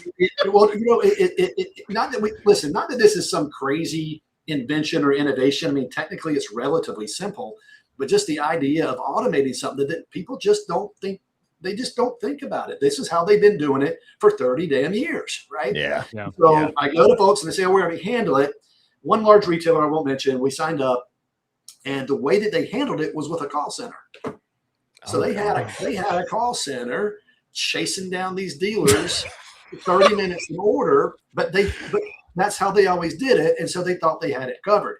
And so, you know, the idea that we can do it better was a little bit of a sell. But once we did, they took that handful of people, and now they're an inbound sales channel. So they were able to repurpose those folks, doing a lot more high value work than just post-it notes and voicemails, just tracking down something that can be literally automated. Well, I think we're running around 98.5% full autonomy with our workflows. Yeah, it's crazy. It's crazy. And like, talk about like inefficiencies, like having to man and have a call center for every order, and like, talk about a nightmare. The crazy thing to me is that the wild thing to me is that I think so many people inside of our space don't know like how lucrative and giant like some of these companies inside of it. You know, you go to SHOT Show, you know, I think everybody should go because they would like, the eyes would be open like, wow, you know. Also, it's a fun time. It's fun time. It's a wild, wild west a little bit. But you know, that's the other thing too. Regulations are changing all the freaking time. Starting back in May, I think we've had, you know, literally 3 or 4 dozen pretty major changes. And so each of our clients before, they're all handling this themselves. I go back to the real estate example, right? With MLS system, all these realtors used to manage their own inventory individually. So each brand today is trying to manage their own compliance, their own paperwork, their own dealer network, their own communication workflows. And I'm like, hey, I think we can do it a lot better and a lot cheaper at scale because that's all we do, right? Yeah. Wow. And that makes all the sense in the world. Jeff, could you talk a little bit about, you know, honestly, like the firearms industry, it's very, you know, a little bit adjacent to me where I don't know a ton about it. Could you talk basically about maybe basically like the biggest misconception that you see for people outside of the industry that they have about selling within that firearm space online that you'd love to correct? I think the most poignant one has been working with retailers or brands who say things like, you know what, we're just not going to sell to California. It's too complicated. And not wanting to make the investment to do the things that you need to do to unlock that market. So yes, it's complicated, and yes, it's perceived to be expensive, but it's also one of the biggest markets in the entire country. And so I've seen dealers just basically write off 7, 8, 10 states at a time because they just treat them as, well, they have a misconception that it's not something that they can do. There's a lot of dealers that don't sell direct to consumer because they don't think they can handle this. It just seems to be too much and too unsurmountable. But again, once they see how much we can do to automate, it's literally changing business models for people going to markets they previously couldn't serve. Wow. I think this is an interesting point that you make, and I have heard this too with some of my firearm ecom friends, and this just kind of general thought. I think in our larger ecosystem, there's a lot of e-commerce tooling and services. They just won't touch it in the same way that a merchant might just say like, California, like we're just not gonna do it. It just it's hard. It's I wonder for you, Jeff, I wonder if that kind of being willing to get in there and figure it outedness, I wonder if that's actually a blessing in disguise for you, now that you've gotten in here and are carving a path forward. Yeah. Well, if I go way back to the very beginning, the deal that I made with the first company was, I said, I tell you what, I'll help you find somebody to rebuild your site. I didn't want to do it. And I couldn't find anybody, right? Because to know somebody that knows about firearms and e-commerce and these sorts of things, you're limiting your pool already. So there is a finite group of folks that are in the space that are willing to combine that innovation and that technology and that passion for conversion rates and optimization and automation, and bringing that to an industry that's a little bit stagnant in some cases. It is a little bit of a secret sauce just because of the audience, right? Yeah, that's totally Jeff. Where do you see this industry expanding basically over the next 5 years? Where do you see us 5 years from now? Where are things shaking out for you? Well, it's a really interesting question. I wish I knew. We don't know what's coming next week sometimes, right? I mean, this ATF now is just dropping bombs. So, the suppressor market again is going to be opening up. I think that's going to be something that's going to double or perhaps triple. Wow. But the other thing, if you look ahead much beyond a year or two, we got midterms, right? We've obviously got the major cycle coming up in a couple of years. And so it's tough to plan for these things, right? Because you're building for something that is likely to completely change in 6 months from now, a year from now. And so I think the key is, and what we're trying to build is that infrastructure, right? Yeah. Where you got the warm water, you got the cold water, and we can make those adjustments behind the scenes without having to hard code or, really come up with a lot of structure of being able to accommodate what the rules are going to be. We have to remain flexible. I do think that the cat's out of the bag a little bit. Firearm sales are growing considerably. The online portion, I think, are growing. But again, there's just a lot of things around direct to consumer, ship to home. Obviously, the suppressor game that we're gonna be busy for sure, pivoting and weaving, and just being able to accommodate the changes in the market. Wow. Yeah, it's interesting you bring up suppressor silencer shop. Oh my gosh! Down the street here, we were spending time with one of the folks on their team, heading up marketing over there.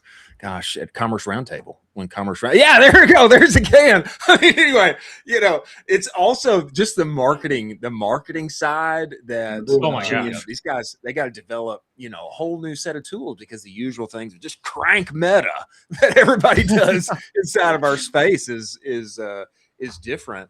I would the whole piece about having to remain flexible is, oh my gosh, that's a real thing. And I hadn't considered what a nightmare. Like the rules may change.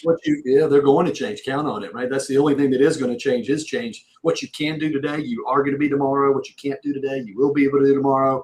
I think one other point is that in the suppressor space and in the firearm space, generally we've had to worry about federal law, right? You've got the ATF saying what you can and can't do. But as the ATF is starting to kind of loosen up on us a little bit, we're seeing the states come right behind them, and even cities and counties saying, well, you know what, we're going to make our own rules where you can only have 100 rounds of ammo a week, or you can do this, or you can't do that. And so we're going to have to get much more granular, where instead of worried about federal laws now, state laws, and even city county laws. So it's going to be a very dynamic environment. And again, having that engine that lets us kind of bob and weave as these rules change is what's going to keep us afloat, I think. You're going to have to absolutely grab the Dragon's Breath 12 gauge shotgun shells out of my cold dead hands.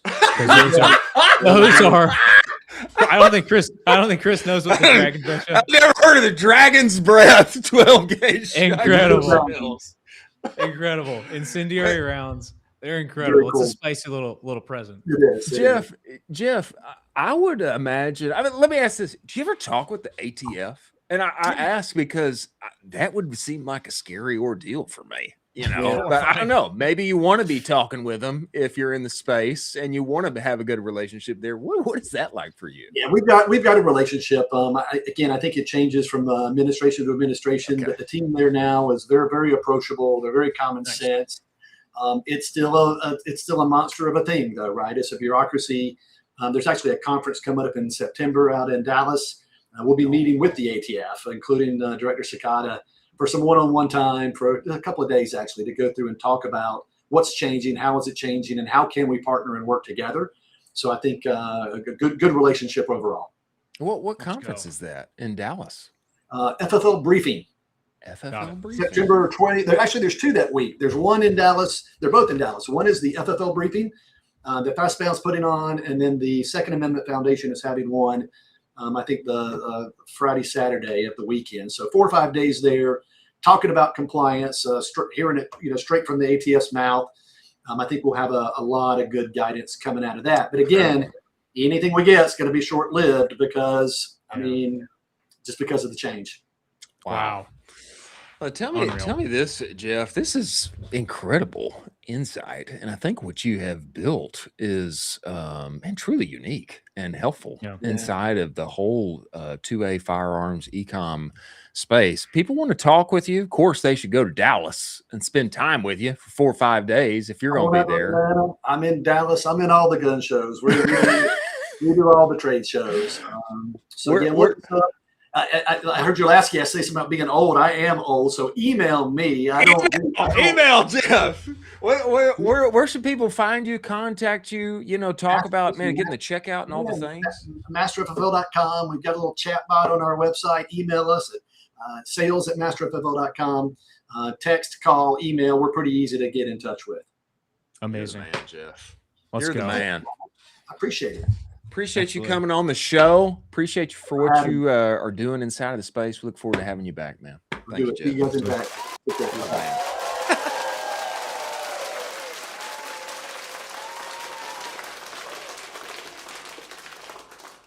Very unique conversation. Talk about a nightmare of having to navigate administrations. Imagine if everybody in Ecomm had to deal with that layer of complexity. It's like, hey, here's your Ecomm score. You can scale your Ecomm store. Oh, by the way, you might not be able to if this administration comes in or this thing comes in, and you're like, yeah. Well, how am I supposed to forecast out? Like, what am I supposed to do here? That seems like oh my gosh. Like, imagine if there were different administrations inside of Meta, and it's like, oh man, what was working great now they disallow it, that would be so I don't know, just such a headache to navigate. Huge headache. There'd be so much studying every day, even more than there already is. And Jeff, they're helping everybody navigate and win over there. Let's go. For all our 2A friends. Good on them for doing I gotta get you some Dragon's Breath shotgun shells, and you'll understand the beauty of it. I'm open. When I go to Charlotte, North Carolina, maybe we can find a place to fire a dragon's breath. Dude, a very large place because Very large place. Very large place. Moving forward to some great finds upon the interwebs that will serve our community well. Before we get there, a word from our sponsors over at Proxima and Universal Ads. Play it for us.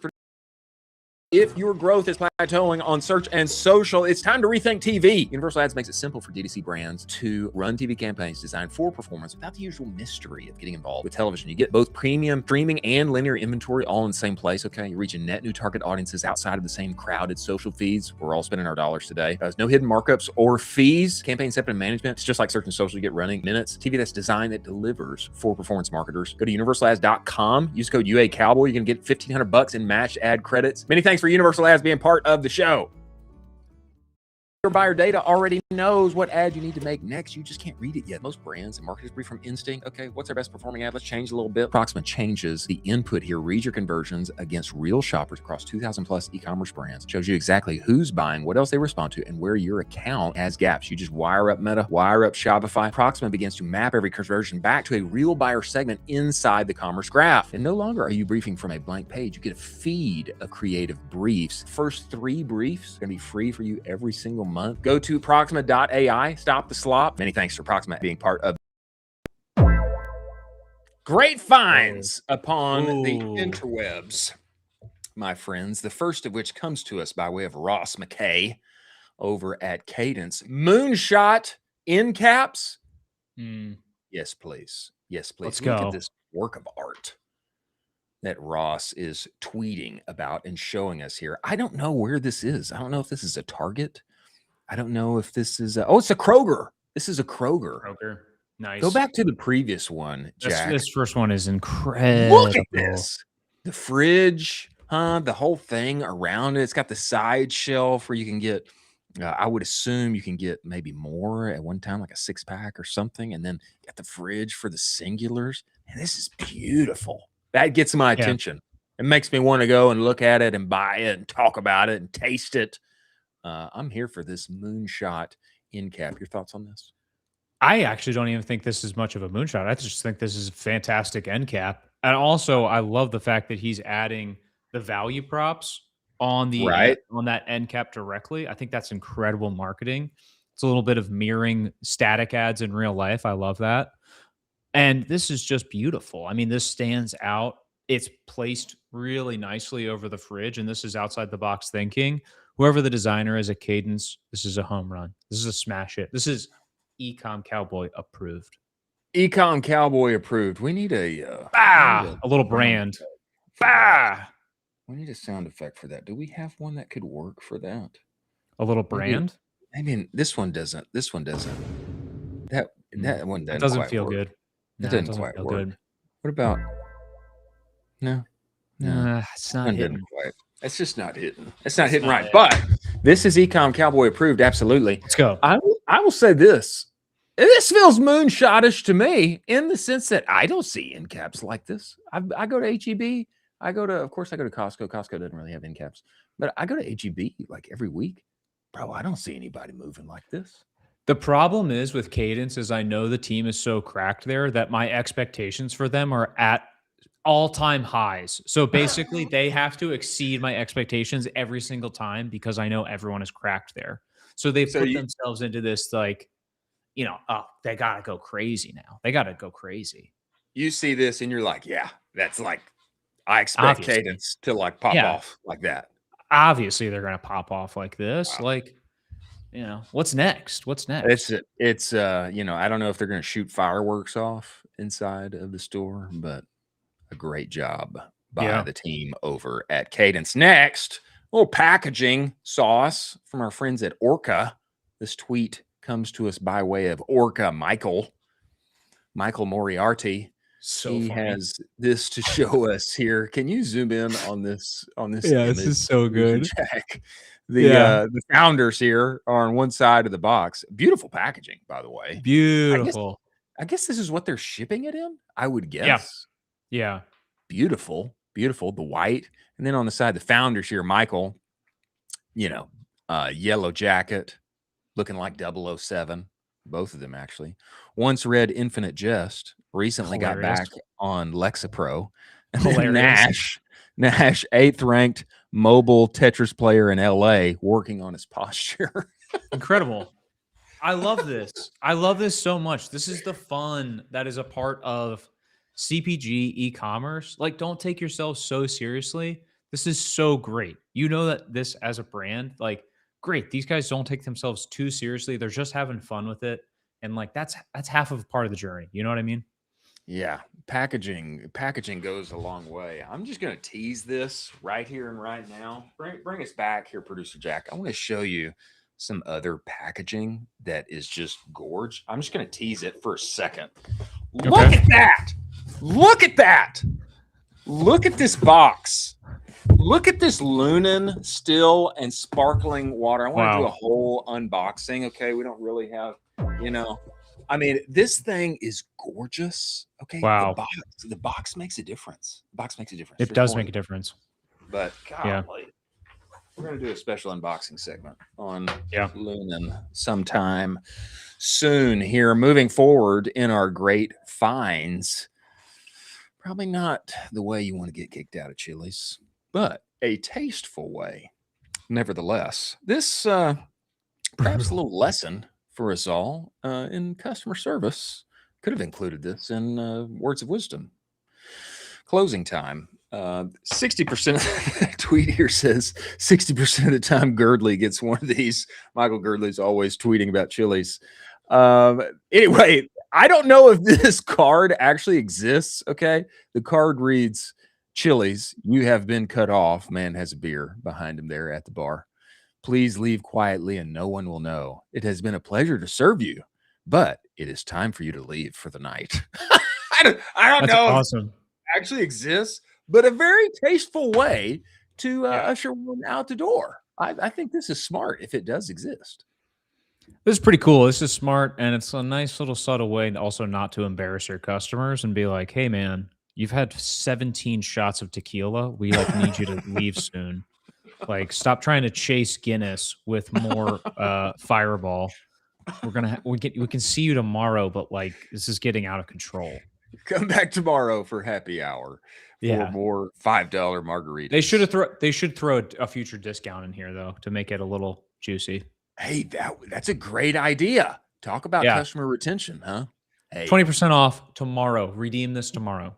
20% off tomorrow's first drink can be applied inside of happy hour also. Yeah. That's a great 100%. idea. It's a nice little idea. Boop. I love it. They should add the discount on the back. Exactly. A little bit like a surprise for you on the other side. You turn it over and QR code that you can snap, add to your Chili's app. Yeah. And then include there, come back tomorrow for happy hour, additional 20% off your first $5 margarita. Exactly. So it's a little friendlier as well. Wow. I hope this actually exists at Chili's. We should find out if it does. If it doesn't, dude, we might be retention experts. Honestly, Chili's should hire us. I think so. So. And we do invite Chili's to become the sponsor of the fast casual category inside of the show. That'd be awesome. We do. I go to Chili's. I would say there was a streak there, probably a couple months. You were there. I was there every week. I was not every day. Every day. You were there probably 2-3 times a day.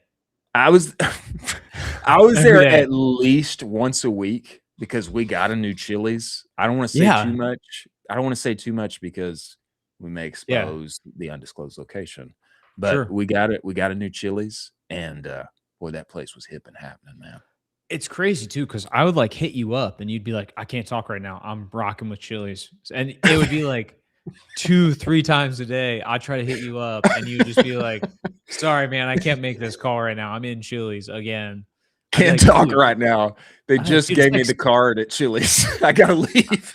Yeah, I'd hit you up. It'd be 6 a.m, and you'd be like, "I'm at Chili's." I'm like, "Bro, it's not cool. 6 a.m. Chili's is not good." I actually think if Chili's would test drive a little breakfast offering, that would be baller. A little migas, some eggs and tortilla chips. See what I mean? You want know? to do it 3 times a day. That's what I'm saying. You want to do Chili's 3 times a day. Queso on top. I will say, Chili's has been the by far winner. I think they're the number 2 fast casual restaurant, like 6 years running or something. But big part of their comeback and their dominance that has continued, especially with the middle class, has been the 3 for me, and them positioning it against McDonald's and Burger King and Whataburger, and them saying like, hey, look what you can get for $10 here. You're going to get value meal over there, or you can get a burger and you're going to get a super salad and you can get a drink and you're going to get chips and salsa, all a couple bucks more. You can add a dessert on top of that. That 3 for me. Talk about offer maxing, which Joy Sharma was just on here. Fix your attention. How about offer market fit? Chili's has got the offer market fit. And now the last piece is just adding in an additional offer on the back of this card for the people that you kick out. Lock it in. Lock it in. Lock it in. Last in our great finds, did you know that Summerween is a thing? Did you know this? No. I think intuitively you know that this has existed. Get this out of here. You so done with this, dude. It's 97 degrees outside. If you even whisper Halloween to me right now, it's 97 degrees outside. You know what I did yesterday? I sweat a lot. Because it was 97 degrees again. And you want to talk about Halloween to me? You want to talk about dressing up as a ghoul? Yeah. In the middle of August? Yeah. Get out of here. I went to Goodwill. I went to Goodwill the other day. My kids love going to Goodwill. It's like, let's go find all the ancient treasures inside of Goodwill. So we were coming back from the dentist, and they're like, "Oh, you want to go to Goodwill?" I'm, "Yay! Okay, let's stop in a Goodwill." And so we're like looking around there. They're Halloween maxing. They're Summerween maxing in Goodwill right now. And this is like an official like holiday-ish thing. It's kind of like how Hallmark and other entities like made Valentine's Day. Like now Valentine's Day is the thing. Summerween is becoming a thing. Let me give you a few details here. Halloween has become, quote, our largest season across any calendar year. Mars North America Chief Customer Officer Tim LaBelle told Retail Brew. This is especially popular with Gen Z, okay? Once a 2-month period ushered in by cooling temperatures and the return to school, Halloween season has crept into summer, becoming the longest retail season of the year. Okay. That's thanks to Summerween, a Gen Z-driven warm weather celebration that's risen in popularity over the last few years. This is important because I just thought Costco and everybody, they're just, make Christmas longer, make Halloween longer. That's why I'm seeing like Halloween stuff in the middle of the summer. That's not the case. There is an actual Gen Z thing happening here. Recent survey from candy giant Mars found 59% of Gen Z are aware of Summerween, and 30% participate in it. So call it roughly a third of Gen Z participating in Summerween. Beyond Gen Z, a survey from Hershey and Morning Consult found 67% of parents had already purchased Halloween candy as early as July. No. As early as July had already purchased Halloween candy. Most other confectionery companies are leaning into, with Nestle rolling out Summerween cookie doughs in July and Brock's announcing the start of candy corn season in early August. No. This comes as Halloween candy has grown from $3.1 billion in 2022 to $3.9 billion last year per NRF, with help from higher chocolate prices and inflation. So this is an actual thing. And this is going to continue to happen unless something bucks the trend. Halloween is and has and will continue to be the longest seasonal season for any holiday that exists. Like middle of summer is going to become very normal for Halloween candy to be bought, purchased, eaten, and celebrated. Thanks. I hate it here. Absolutely. Cool, dude. Just what America needs. Just what America needs is a couple extra Snickers bars. That's exactly what we need. It's terrible.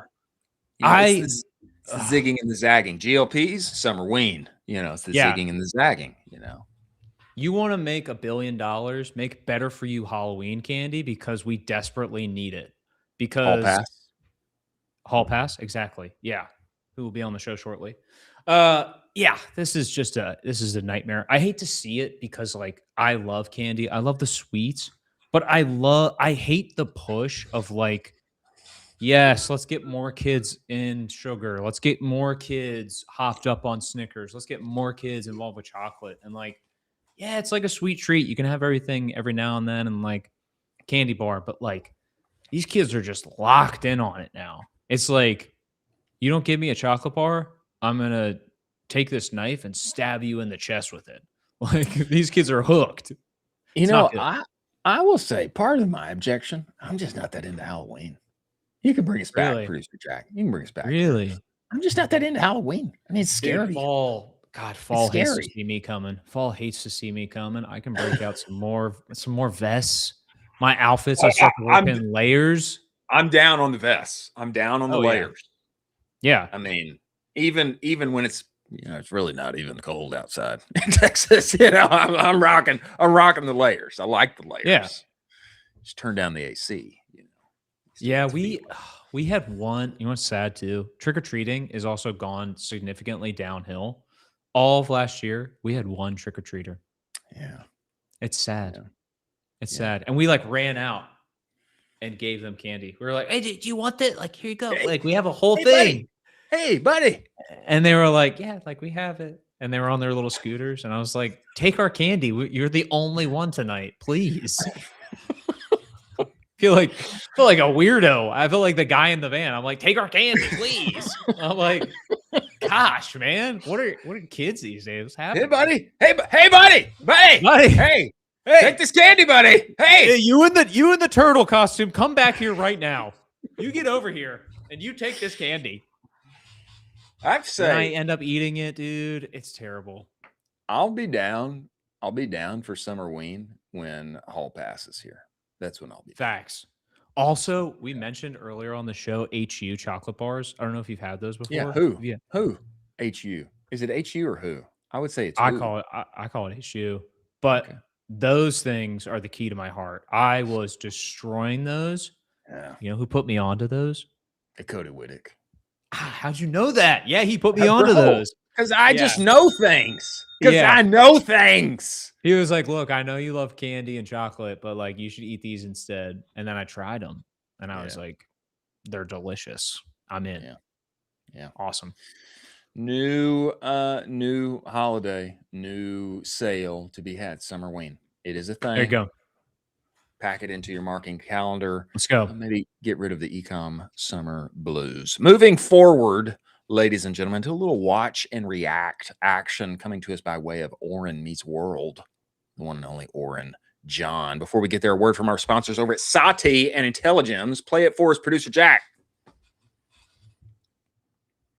What is the next big idea that could change your business? Is it a price change, adding subscriptions, maybe a new bundle, strategy, or an app? Discovering and testing those high-growth opportunities is exactly why Intelligems exists. It's an AI-powered testing platform, helps you find the changes worth making. If you're looking for your next big idea, they have you covered. Go to intelligems.io/audit. In just a few minutes, you're going to have 3 ideas that you can test today. Totally free, AI-powered audit. Go talk with Intelligems. Get the next new big idea for your business. Many thanks for Intelligems being part of the show. Someone asked how long it takes before an affiliate program starts paying for itself. Would you know the answer? You may not. Most brand operators don't, and that's exactly what our friends at Sati are tackling on August 20th. They're hosting a live session with an affiliate consultant, built programs for e-com brands over a decade, hitting 10K per month in affiliate revenue in under 4 months. On this call, she is going to be walking through the exact playbook behind that number, budget, timeline, roster size, etc., the whole thing. If you stick around after, there's a live Q&A. Bring your programs directors specifically, plus every attendee walks away with a resource to keep going. After the call ends, it is Thursday, August 20th coming up. Go grab your spot, talk with the Sati team. Many thanks for them being part of the show. Bitterness and the role that it plays in the literal taste economy. Quite literal taste economy. This video comes to us by way of Oren Meets World.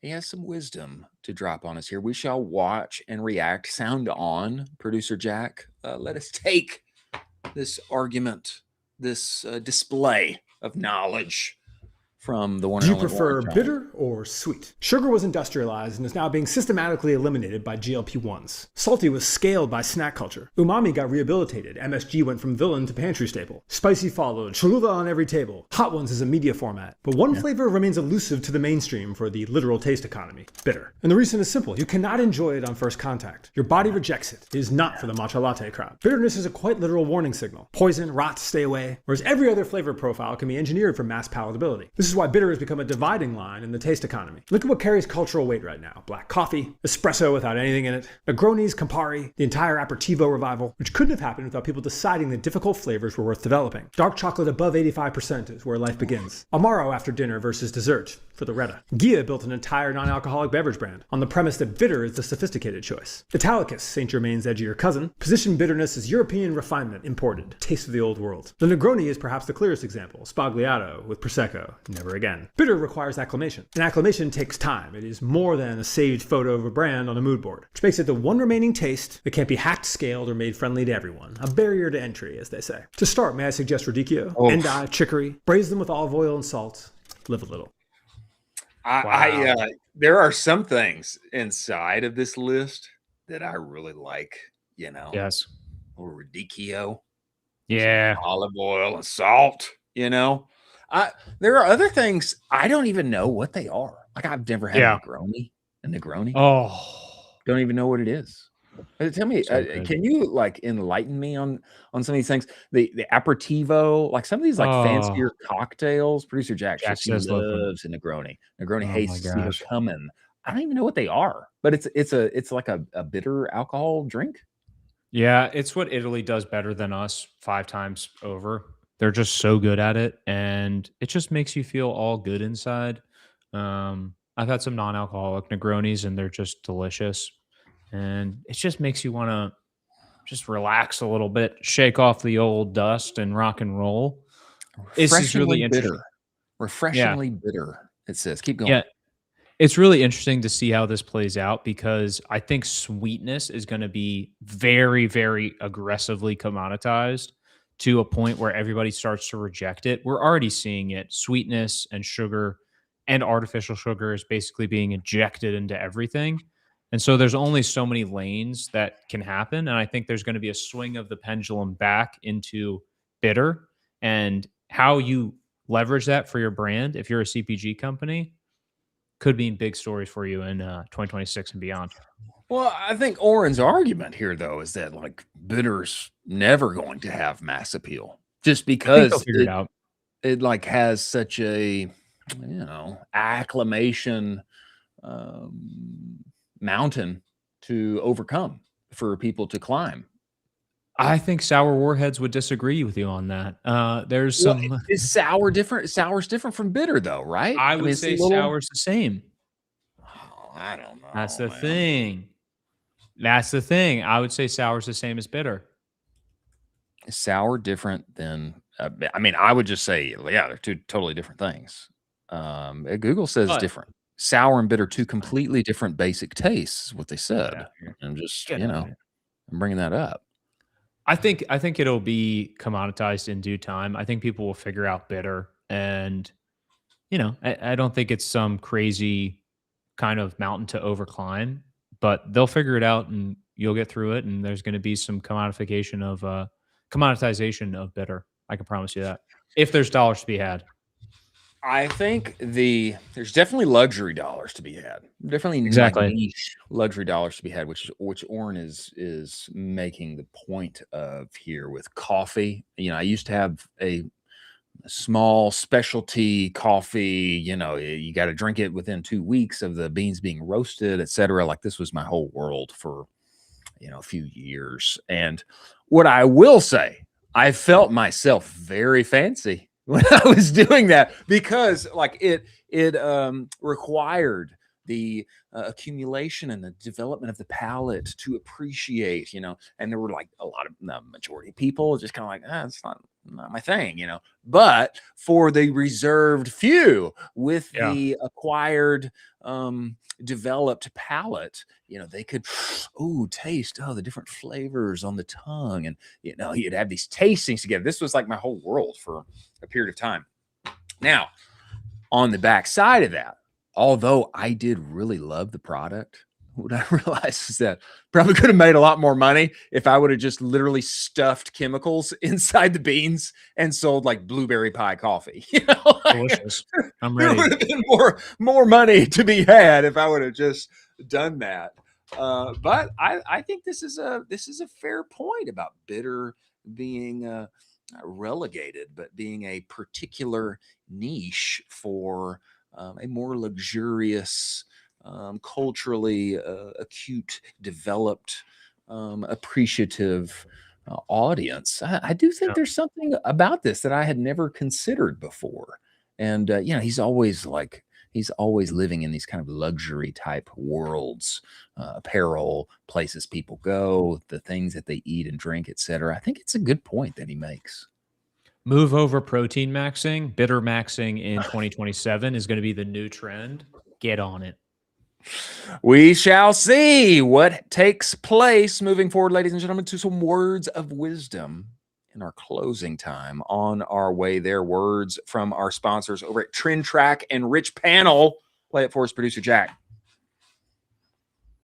Your CX team is buried in repeat tickets that are costing you money. Rich Panel is the AI help desk that fixes this massive headache and automates 70 to 80% of your interactions. You're only responsible for the exceptions. Your team of Rich Panel AI agents has got you on the rest end to end. If you're paying humans $2 to $10 per ticket, you need to see what 30 cents feels like. Ridge did this, cut their cost per ticket by 70%, save $500,000, and 50% autonomous resolution in 30 days guaranteed, or your money back. Go to richpanel.com, book your demo today. Many thanks for Rich Panel being part of the show. Ladies and gentlemen, if you want to know what's really working right now, not what worked 6 months ago, but what's actually scaling on the market today, Trend Track gives you full access to the marketing playbook of any brand in the world. From every Meta, Google, TikTok ad they run to every email newsletter they send their customers, your direct competitors, the biggest players on the market, is all there. All the market data centralized in one place, refreshed every 24 hours. Go to trendtrack.io and get hooked up with them today. Know what's actually working on the internet. Many thanks for Trend Track being part of the show.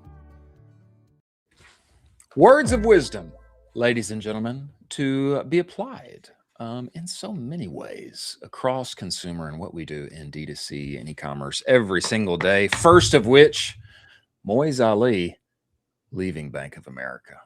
This was a sad set of tweets to see. I have to say, I sympathize, or I empathize. This is crazy. Whichever one is appropriate here with Moiz, because I myself have experienced this. Very frustrating. Okay. This set of tweets, you can see how long Moiz was kept on the phone. And let me just say, Moiz got a few dollar bills. A few is an understatement. He's got a lot of dollar bills. Like, this should not be the case for a customer like Moiz, at the very least. Exactly. Hopefully, it would never be a case for anyone. But customer service application to be had here? Yes, absolutely. Moiz says this: for 26 years, I did my personal banking at Bank of America. That ends today. When the person asks me why I want to close my account, I'm going to show them this screenshot. I'm still on hold here at 41 minutes. That received 80,000.2 views. Still on hold. Scroll down here, producer Jack. Still on hold at 1 hour and 3 minutes. Crazy. Okay. Then scroll again. 1 hour and 16 minutes. Still on hold. Okay. Being on hold for an hour and 15 minutes is bananas. That's crazy. Yeah. That's crazy work. Yeah. Like, Bank of America got to get this solved. Like, you don't put somebody that has this much money inside of their account with you, like, you don't put them on hold for over an hour. That's crazy. That's a customer experience mistake. Well, it's a customer experience mistake on that part. One, because Moiz has an unbelievable amount of money. We can just say that. He has an ungodly amount of money. Two, guess what? Moiz has friends that also have ungodly amounts of money. So they're probably not going to be banking with you anymore too. Three, Moiz has a massive following online of people that have a boatload of money. He does. So you think like, oh yeah, like this is one guy. No, this is a knock-on effect of like 50, 60, hundreds of high net worth individuals that are now seeing this and being like, that sucks. I Yeah. don't want to go through that. I have made way too much money in my life to ever be put on hold for an hour and 15 minutes. If I Yeah. have millions of dollars with you, and then Jason Panzer comes through with the clutch and goes, JP Morgan, private wealth client, best thing ever. So on top of this, JP Morgan just swooped up and got all of this positive press from another absolute beast within our space. Be better than this, Bank of America. And also, Bit better. hey, Bank of America, Charlotte HQ, I want you to be better. Please be better. I understand that you have billions of dollars, billions and billions and trillions of dollars underneath assets managed, but like these things matter. They matter. They matter. You don't want to do this, especially with somebody high net worth, lots of friends, high net worth, huge audience. You don't want to do that. Nightmare. Nightmare. Know your customers and treat them accordingly. Next in our closing time, words of wisdom. A product I did not know existed, phrased and framed quite attention-grabbingly. Okay, this is Undo, phrased here as the liver condom. Okay, did not know that such a thing existed or needed to exist. But I will say, word of wisdom here, great framing. Great framing. The liver condom, like that phrase is like never going to leave my head now. Makes sense. I immediately understand what they're trying to do. I understand what's happening, right? I understand what's happening now. This tweet comes from Nosh.com. Undo raised $1 million and is taking its pre-alcohol gummies to 889 Target stores.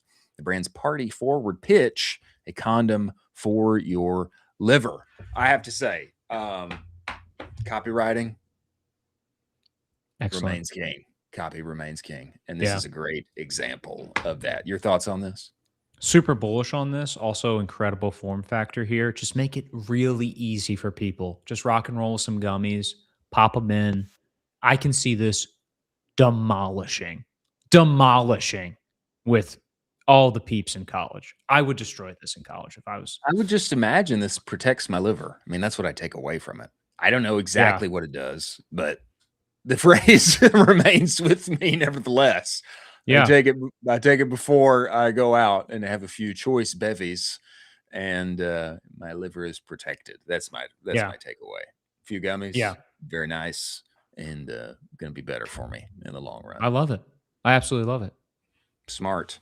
Next, Beijing's AI bar does exist. Talk about not product, but offer market fit. This comes to us by way of Polymarket. It says here, just in, I read, Beijing's AGI bar is offering customers free unlimited DeepSeek tokens alongside drinks, which I think is a brilliant offer. Brilliant. Crazy. Yeah. Offer maxing. This is offer maxing and also knowing your customer. Like offer maxing combined with knowing your customer. This is unbelievable. Because also, like, how many DeepSeek tokens are people going to really use? You know what I mean? It's like not a ton. Maybe you have one cracked out regular who is just dialed in. But also on top of that, but also on top of that, he's ordering drinks and probably food. So maybe you net on him. But this is a great offer. It's a headline grabbing offer. This is incredible. You love to see a home run offer, I would say. This is a home run offer. This seems to me like a grown-up version of internet cafes, like from the 90s and early 2000s, like the LAN parties. There were like these internet cafes. You would like go, the computers would be there. You would drink like Balls was the drink, BAWLS. Do you remember Balls? Pause, dude. Pause. What? How can I drink Balls? What is that? That is what it was called. That's what the drink was called. BAWLS. Look, dude, I don't know what parties you went to, but like I was never a part of that. Okay. You are wild. Okay. I'm looking this up right now. Yeah, it still exists. BAWLS, Balls Guarana. Okay. It had that unique, they changed the can. But yeah, it used to be that blue bottle. It's very unique and distinct. This was like a part of LAN party, internet cafe, like Counter-Strike was the game back then. Like this, my point is, this whole entity seems like a grown-up version of that. Like we're gonna go to a place and be on the internet and drink cool drinks. Yeah. Like what's the grown-up version of that? I'm gonna go to the AGI bar with unlimited tokens, and I'm gonna throw them down and hang out with the boys. That seems like a grown-up version of that. Which my point is, like, that is a winning offer and experience. That is my point. Gosh, I wonder why that one didn't really take off. I wonder why that didn't take off. It did take off. When my buddy invites me to the bar to go drink some balls. It's like, hey, brother, we need to have a combo. Like, what's going on here? You know, just remember, okay. I mean, I am a few years your senior, and it could have just not been in style when, it was your time to go to the internet cafe. Sorry, honey, I'm getting home so late. I've just been so many balls deep with my buddies these days. It's like, wow. It's like, geez, dude. It's like, geez, man. Wow. Like, yeah, you had to throw that one in there. You had to throw that one in there. Like, I was so many balls deep. You had to throw that one in there. Well, that's what you said. That's what you said the drink's called. It's like, geez, man. BAWLS. That's what you said. It still exists. Okay. Gosh. Just putting that out there. Nightmare. Next, in our closing time, words of wisdom. What gets measured gets managed. And we all know that the team over at Corgi and their go-to-market this is crazy.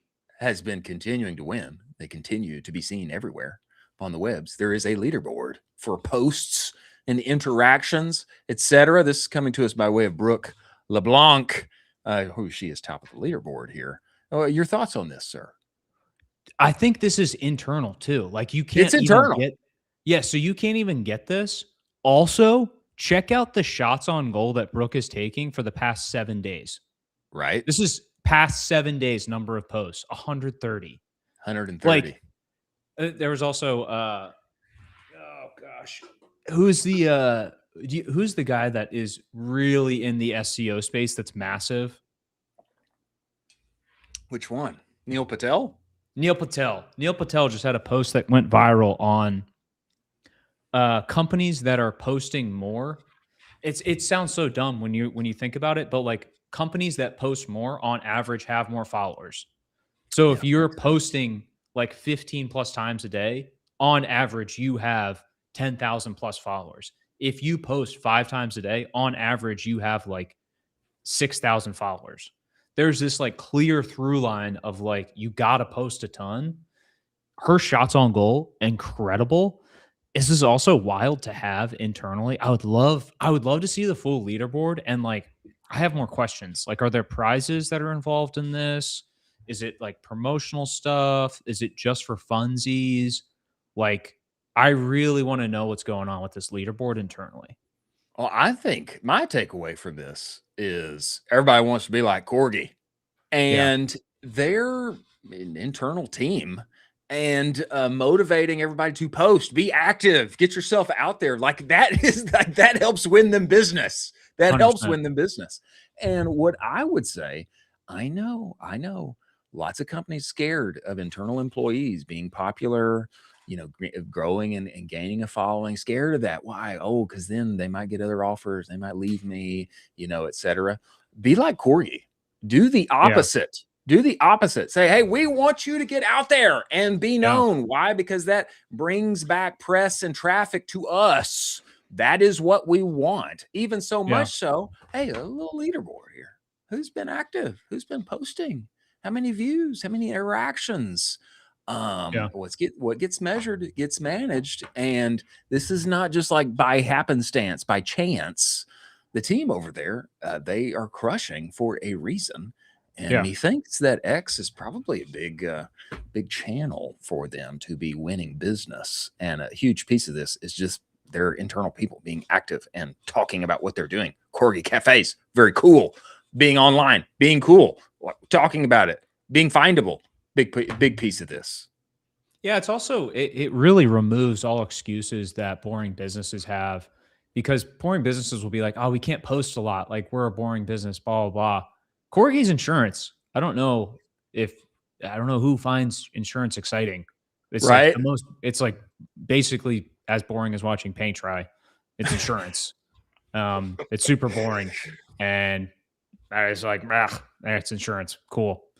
That is like, hey, no boring businesses should ever have that excuse. If Corgi has this, like, they're going to be a case study of like a boring business that basically just dominated the entire Yeah. market space because they were like, we're not going to take that predetermined, like, we're a boring business, therefore we're boring. We're going to totally push that aside and we're going to win even because of that. The Cut 30 boys would say there are no such thing as a boring business, only boring content. That's fair. And, you know, Brooke and the team over at Corgi, they have figured it out. Moving forward to our moment of Zen as we exit the show, ladies and gentlemen. Before we get there, a word from our sponsors over at North Beam. Play it for us, producer Jack. If you're in the ads manager all day long, you know the problem. Every platform takes credit. Every dashboard tells a different story. Meta says this, TikTok says that. Shopify says I made this much, I spent that much. Sometimes it's hard to know which ad platform is telling the truth. Northbeam fixes this with their own proprietary data. Starting from the actual purchase, rebuilding the customer journey from real orders, real clicks, real verified ad views, and then pushing that measurement back into the ad platform so they optimize on what's actually driving your revenue, not what those platforms assume is driving your revenue. Start measuring what was previously unmeasurable. Go to northbeam.io, book your demo today. Many thanks for Northbeam being part of the show. For our moment of Zen, as we enter the fall, which is one of the most exciting times of the year. Why, Chris? Because college football is back. This I bring Wow. for our moment of Zen, just for everyone to take in and just bask in the apparel glory here, so to speak. This coming to us by way of RF Kenmore. Just ahead of prime time, Peter Millar makes their polos look like trophies on their homepage rather than mere polyester. These are their game day polos. Alabama, Florida, Texas A&M, Clemson. So many here. I do. I was going to say, I do find one burnt orange option missing, but it is there very appropriately for the Texas Longhorns. As we take this in, bask in the apparel glory. Final words from you as we exit this show, Colin Dougherty. I mean, this is great and timely from Peter Millar to be on the calendar, and football's back, baby. I'm excited. This is my favorite time of the year. Football's back. It is my favorite time of the year too, ladies and gentlemen. Many thanks to TJ Bongiorno, founder of the Outgoing Company, joining us at the top of the show. Many thanks to Joyce Sharma, director over at CTC, their new exciting offer. Very interesting. We're going to be watching that. Many thanks to Jeff Bridges, founder, master FFL, for joining us as well. Many thanks to Slash, Ty, Trend Track, Propel, Rich Panel, Intelligence, Northbeam, Seguno, Postscript, Rocked, Aftercell, Sati, Proxima, and Universal Ads for making this show possible. Thank you for joining us. Good news is we're going to be back tomorrow. See you on the other side.